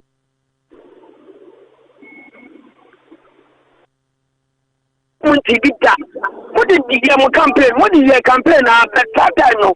That was the night of Akufo-Addo. No, make only a theater. I would have vice president 2 years, one time, 8 years. Two to Ghana. No, the deal and look at the do or die. Oh, who you have a catch Ghana for another Papa and I know a do. If you went was the place of person or the deal manner. Yes, I have upon one corner some letters because Ghana is what he has to play. If you need to be a photo behind the government, or better do what I know ever. Yes, you have a point. They will mean in the matter of Doma Cotta Battle. Madame, I don't mean I'm not do what I did. I love you. None yet over on never went for better. Or man, a man of Moma Cotta to buy what the guy was the second car. I wish a man would buy. Then I am moving town because of what Yankutova. Maybe this is Ghana for dear. Saudi and the best never panel. Many Kalisa, Captain or kind of the beer test by Papanic and BB at the Papa would the teams of Bayamo Marco Ghana. And then Papa was watching. They say, I present the one that Mama maybe a bigger Ghana. Yet, you assume you do nominate so much. And you have to hold it is only some of Canada incident or Johnson come up and see about. And no one know because the MPP need to make us all be a party of trouble. And there more you equip my MPP for a MPP for crime more. I mean, about what about more. It won't come with that way I work on. While my one time a part of 2024 on Penny Baby Town will lose money. I mean, all right, well, that's now what Raman. When I do so, man, call Raman. Yo, Nina Kalisha, man, and Boa Nature Unity na Nakupunchira and Common, and incoming national organizer, if you mean the action my Mamicho Po National, Namacham, Irene, Neba, Mono Nakupo, on Muhubai, and Mammy. Kalisha, if I tell you, Buka say, Mampanini, don't Romani Mama, as some of Okayano, say do and die, no, bonnet. Nanabuka all die be die. So because you and Daya, many parents can say, or Mukofo Contimba, and I thought Mukofo Sikai, and I Mukofo Tuo. What's saying do and die? I say do or die. I say do Raman, I say do or die. The amount Mama for who say, me, a Mama for who's a former president. And to an intelligence briefing in Omanoma United. What would the amount to the Yankasasa? And I'm for Kalusha, and now Kalusha, Namabuka, all died to die. All died to die. Kalusha, that time Namukai. Strong. We are sitting. Namabuka, all died to die. So the other do and die. One cut of Mukoto 2, and I'm cut of Mukoto 6.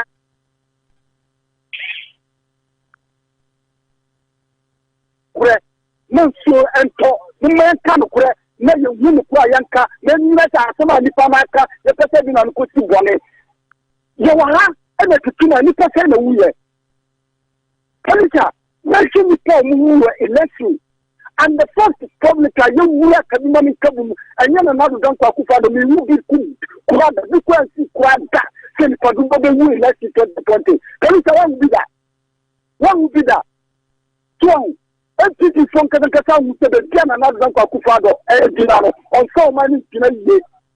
Katasha Proya can dream, and what I say, this has no Katago, and she had that car can check, they still dealing, make us and natural, and the Guinea president 3 years, another young Kotakura. So, another day, another Guinea president 3 years, Kota, what to a cut them 100%, another son of the child to like 79%, and 2 minutes to 62%. So, you can country say, Adibia Ghana for the as one time. And I'm the Ghana for who say and then or not come on see that I got black and white. And see now we don't Akufo-Addo.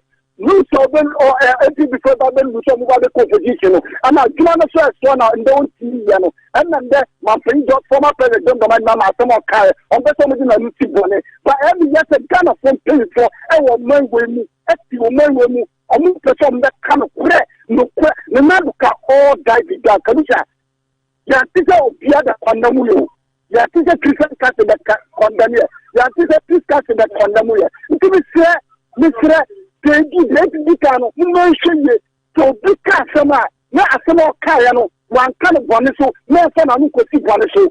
Or man, I from one day, who the Muya, not paying off for that. 1 hour, 15,000 pounds. No, the Gakuti, no, on Ghana, so, or any category, so, now, or country Ghana for say, or no, on Tobia, Ghana for so, El Chamo, with that Yankupon Kamu Kalisha. All right, Raman out here in Casa or in the Casabano. Sammy, I do so, Sammy. The number more Juma Pamoya, you say, the current is fine, the day, the church and park, I think I get to back. I think I want to be able to animal Syria. And the only military, I know the Aka. In Galicia, the chair for Choco National, go, yeah. Galicia, the Ravo in the Papa. So, and when you fall, baby, almost say, so be from no Kuma. So one thing that they could what I say. Now, and somebody can former president, a whole former president, only as a opposition party, only crowds are ukra. So Obiko Kabi some years ago, and now one Katakwan you criticize that person, say, as some of Okaniya.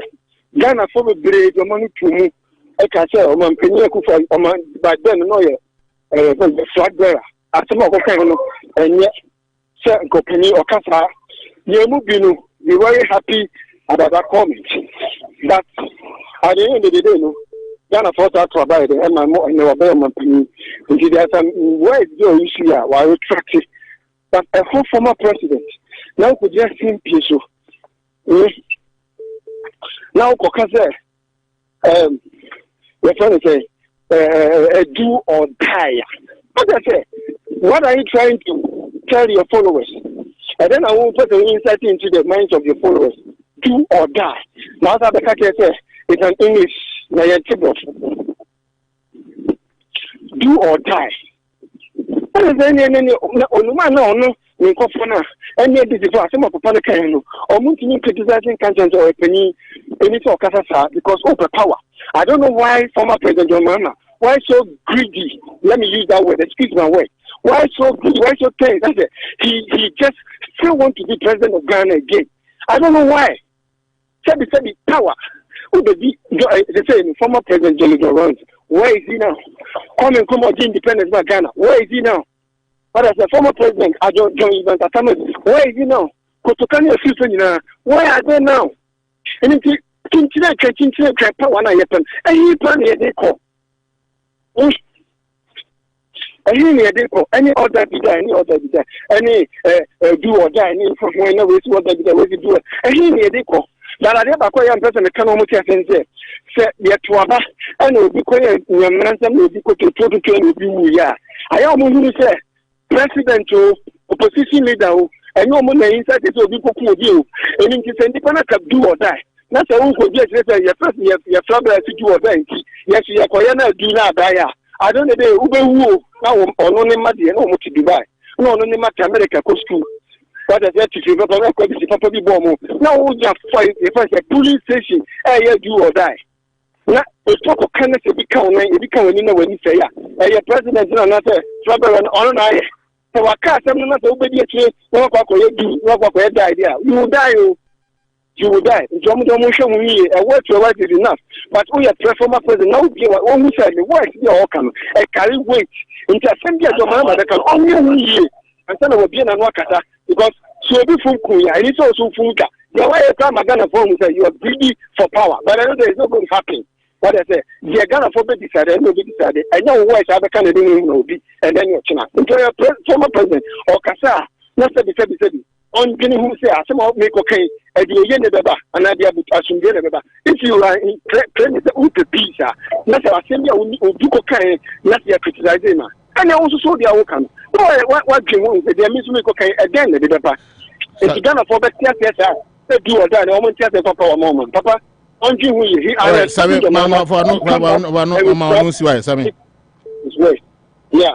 And you from an enough for and trust. All right, Sammy, I'm not telling you, but that was Sammy. So I'm not telling you. I was watching. When I do so, I was see Mawanunko. I was see. Yeah, we can. Me, you are not after me say, for ye, me, say, I mean, MPP. Me, the opposition, yet that your bad animal, because you will know, you will mammo, you will answer one of our team.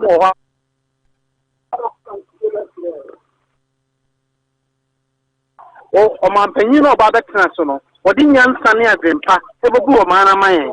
It's all no basso. What's what you do a die in everybody? Any party. Yes, you are sorry. I bet Tiana will say, I make you a die. You better man in your papa move. And then you thank you. To be the man of it. All right, I see watch it. You better see. Also, the Anwesi. What, Brab watch it. But all Basunti boy, we're very briefly. I'm sorry, over person can't say, but you're briefly mine now. One more trust on Brab watch it when I do so.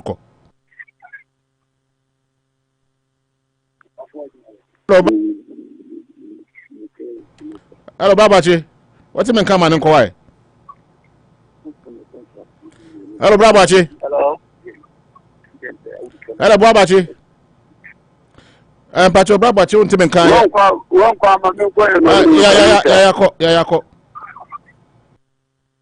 How to file a new corner? Yeah, they're doing so. Yeah, ultimate car. Yeah, co. Yo, very brave,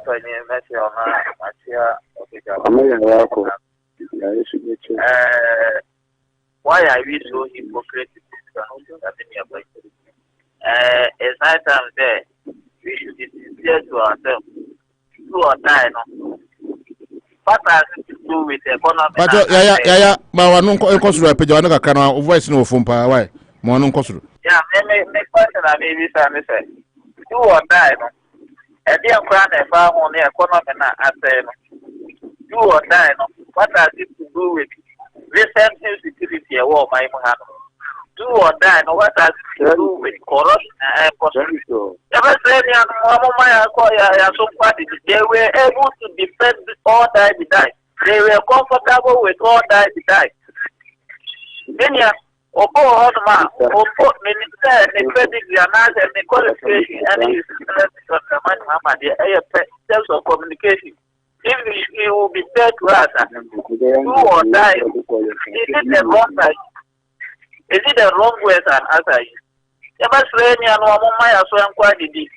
And Mama air course or Mahama recently, and so my own. One more table, and no money you can the best year, who said this. And now my the good toy and talk. When you can crowd, what a crowd, one could be and Ukrana. And Mama air course into she can be nasty. And on the air, I ban the embassy up to the year. What has it to do with do or die? Even I just in that election, Mama air course home. Then I know a police station. The Excellency John Dramani Mahama air cash shows at 2024 will be do or die affairs. And on the time, me one last and me it is telling me, say, 2024, what to transfer at the police station. And then I got my election, I buy free or fair, not but I am a address. Nanado for car said, all die. And pass a month within after 40. The Excellency John Dramani Mahama so because they do or die. Yeah, Kokuma month for an answer. Yes, almost fast no money and took a start for Christian air course or my mom. Your fat punch recent and normal air course or my man, and then I come once and they are which I about my Mohanum. And they will work for best matters, and they yet 30 days. Yet they are do things. And then I said, I buy no yes, can't watch a normal guy hypocrisy, of course, but next to them, one cat. mama to be another young to about a brow bit and that's no can. Eventually, so more headlines, no sporters now, almost two so more than it is. Almost somebody planet high and no one can correctly extra mouth for. I media for West Africa, Brian and so Samaoka. Amy and I make a comment or Kikamu Basha Yamo the appointment if you also have the one person and never recently journalists or more would me and fighting mom. Journalists Kasa or Kasa my war mine and Ayakum or Kasa my war mine and Ayakanano Atum. And no one a year was to me also adding, and Yansama M1 and for the Papa journalist forum. And I will course I had the article. The best in your penny Brahma. So, maybe the Pabiaka, or has now on Kabi, the Pabintia president, journalist or more my Muhammad, or more Anthony, or more than Aban and Kuni, and to one Kabi, the function and your mamma or well, sorry, I did not turn the national court. In your opinion, the best number of farm of this rubber. Oh, yeah, now what's in Canada? Better see if what would do no man, 5-4 no, 5-4 no, Manenko. How do Kalusha, I don't for how to fail. Udu, Badenko, Udu. Kalusha, every time I'm in Boa Bosuo, Uncle Ponchero, and Pedro Noka, two from my Nadia, certain body, no Pane, my Ghana, and Conan, Umpabo, and Quaka Upu, and Quaka, Nunkua, Minapini, Maluchu, Nanka, Unity of Maduma Funina, and Chamaya, what they are no, American, and in penny for, then come empty a large city, Aruna, Wakata, say, I want to go to no one of a deputy communication officer, it shall allow me, Bompire, in Sabeka, and come to Chama, SS will have, any organizer, Mama, who's fair Kalusha. As some of Maham President Mahama, Ekaya, Edina, Tubonino, yet and another car all that be died. Satam no peace council were here. Satam no Christian council were here. Satam no media focus, no more here. West Africa media, Satam, some no here. Yet on my Ghana, for public, you're two about Akraba, who say, and then an Adudanko Akufo-Addo, you're two about my crown, what say, oh, Kalusha, you will not some be a peace council and a Christian council up Ablakwa. Until 2024, I'm sending funds to Nkuyana. The answer is no. Until you come my head and say, we are Mamogonia, because it's a Medinqua, every Kura, ma, and this about power, but I did Ghana, free insecurity, Momoya, with the better show, Kalusha. Kalusha, Mamma, team. I tell you data forces, walk over the just security connector, central region, oh, Marco Taki Court, get this phone, and free court to that. I never do that, can the high boys, I got my teaching hospital, or Marco Taka teaching hospital, I'm a month from where you come, I never saw that in a couple, I got Festa House, I got Jamu, Namapena, Yetiana, they were Suez for go, yet to 2, 1 pen 2 committee, or you see taxpayers money, what do again, I'm ready with Blair Ghana Fosika. I'm going to report to buy Mampena to one of the singer. All this I come up to one of Muma, a future buyer. I got a cuckoo, Yakosu, after Revasu. Mampena or 4 anyway. Intermediate for Mugusu for one so. And some master Kalusha, and say, Nabute. Now, the president Mama Ekano say, because of money they open and yet the business is in now a good importers and exporters every market woman issue, businessman issue, a double 4 issue, magazine, a good Abosoka, a good man, a Turka, yes, a gun for the South Comno, any sign of Breno, Oko Obama John Mahama, number blue, any trophy, Selkas again, until the president Mama see 2024, you from the sorry, do and die, whatever. When you all die, be die, Esana. You like to know kind of queer, and my over beer or mine, the tibia or mine purpose, the now don't call Akufo-Addo, and yet, into my man, I didn't say another one, say mine or poor Kalusha, Kulano. One education, we are going to sit at 28 million Ghana cedis, and a full room, and the Rugu Ghana phone, or the sit at 34 million Ghana cedis. I play and pa, Ekawa, what down, Ephson Ghana for some way I buy a Ghana. This is a president Mama see 2024. Do and Wadika, not a person somewhere that the Sunday waka, your phone so, your name so, say Yanni the call 2024, Mahama Ba, Subaka, Kalusha Midashi. I would follow. And I'm watching in Castle, or then I notice him. Abano, and this your communicators in now. Abano, I'm so on last call, you Jumediasu, or last call, you Jumediasu. A high chair, you did median air baby, Miami Beopo, and now dear Median who chair me, and I be sorry, my maybe far course, and see, when I'm so media, second round, maybe it made any charming. But then King Kalusha, now your chop pose or Babana, or my man Kabomba, who am Yunubi, and Sana, you did Jumediano, Abanabi.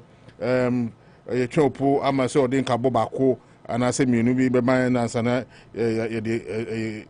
medina baby na kite here for say sister Teresa Safoje or can baby no yakupon ya adoma na ye no ebeba so efiada ya ebe efiada ebe na ye no eba so na on the mama wa bai dey be trust bebe. No, so yeah. I mean, you are good at what you do. Sister, can I suffer J? The Fiada. Viewing Fiada or 233 Mill Street. Na Saturday, our Maronis Park. Yes, I know. Anopano viewing here 9 a.m. to 12 noon. Now a barrier now 12:30 up to 1:30 at Hope Cemetery. Yeah, now after Saturday, traditional funeral rites, you know. No, 8 p.m. to 1 a.m. Yeah. And no, so venue near Maronis Park. 52 South, Quincy Mount Avenue, Shrewsbury. Zip code no 015545. Na I'm for so person Zoom so with my Zoom by the details. An address code yeah black and white. And at Thanksgiving so as usual no will be on Sunday. Thanksgiving here 18th. 18th. The following week. And also 9:30 to 12:30 p.m. And we are 67 Vernon Street, New SDA. Now, I'm going to say, open a donation. Say, I bet for Kwanso, no bet my WhatsApp and I Zelle. And I can answer for you. No money 508-414-9531.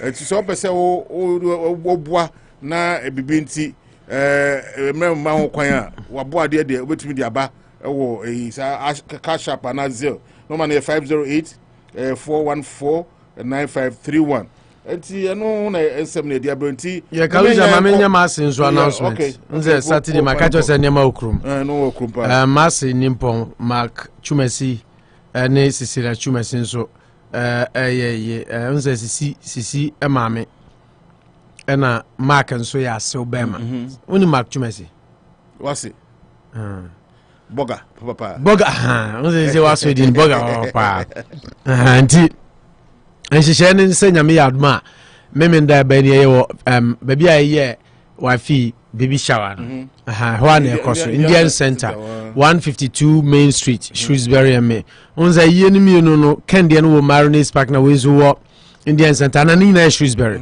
just about 5-7 minutes apart ndi ebeboa ufri ha na okwa ufri ha na okwa na ye kama nti ye nhye no so e ma ni bi ye oforia nane na eye Cecilia Mensa but ope boga papa ne boga wa ye Victoria Chumesi anase Victoria Sifrempon ono na ye Masiba na boga papa ofri Ghana ba so hu na anu ya we nyina boga papa de ba what I say oh camera nam so camera chire fo e chira me be chiro mo boga papa ye da me say boga 1 Mark Chumesi me yire Margaret Chumesi kane Margaret Chumesi now Margaret Jemfi ne papa ti eyi paso nti unse wasi yensi ya unse ti say de unse yensi yes right yeah ena de ma yi ne da makoma so kra apart from mensi nom no there is a champion no ye banana Chelsea nipa ena Belinda Jones a ono zu ye yi bi Chelsea nipa nti unse Chelsea connection san wom ena wonim say Masi san Chelsea boga papa san Chelsea small line no na wo she blue ya kasa me enka Chelsea asan enti nyame adma me mende atiefo adofo agyamfo nyina emra mejam ye yete yipa so ye nyame adma Saturday enti ye da bibia ase ena Christopher I was eno de ekwa okay for 2 hours I just say bokora dia bokora anyway I got the Christopher Bano first anniversary the first birthday and tiano ne the team for night me kwa by year there nsade to be anya. Yes, that is the time to console the person. That's right. To show love.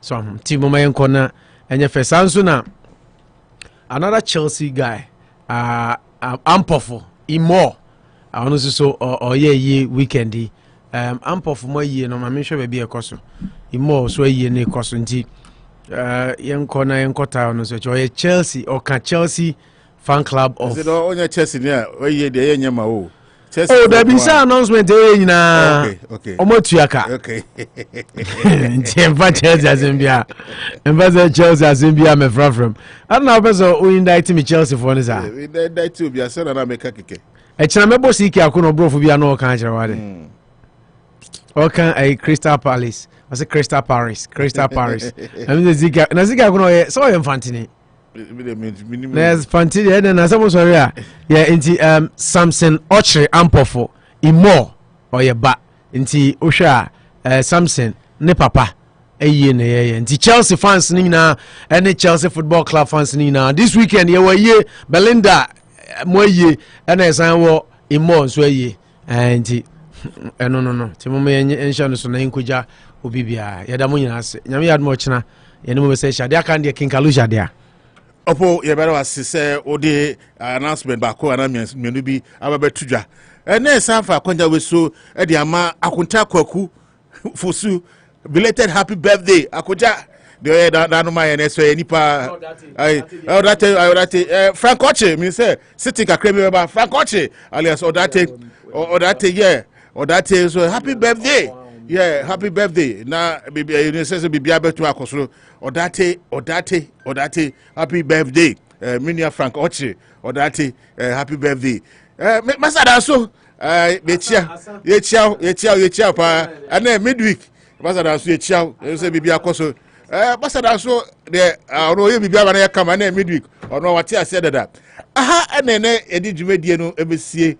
De na odi adwumadie ho chia me efe no wo poku Opo national and now Manucho Magandi's Worcester version of Arizato Margarita Worcester Bempeme Wasem Edini de Bebre Emarudo last Friday Ababa no ono so wetinka and I'm speaking Kalisha na Mr. Mebebo Edmadi na fi promoting me ma be fa course na it course ni bibia ba wie ha na once again ye did media NBC Yakupo yadum na odi adepa bi chia ochia Anopa tututu abo no ndu ye Anopa Bosuo ebebre mu mafiefio na bibia tumi akoso yen meeting once again King Kalusha makramo bye bye.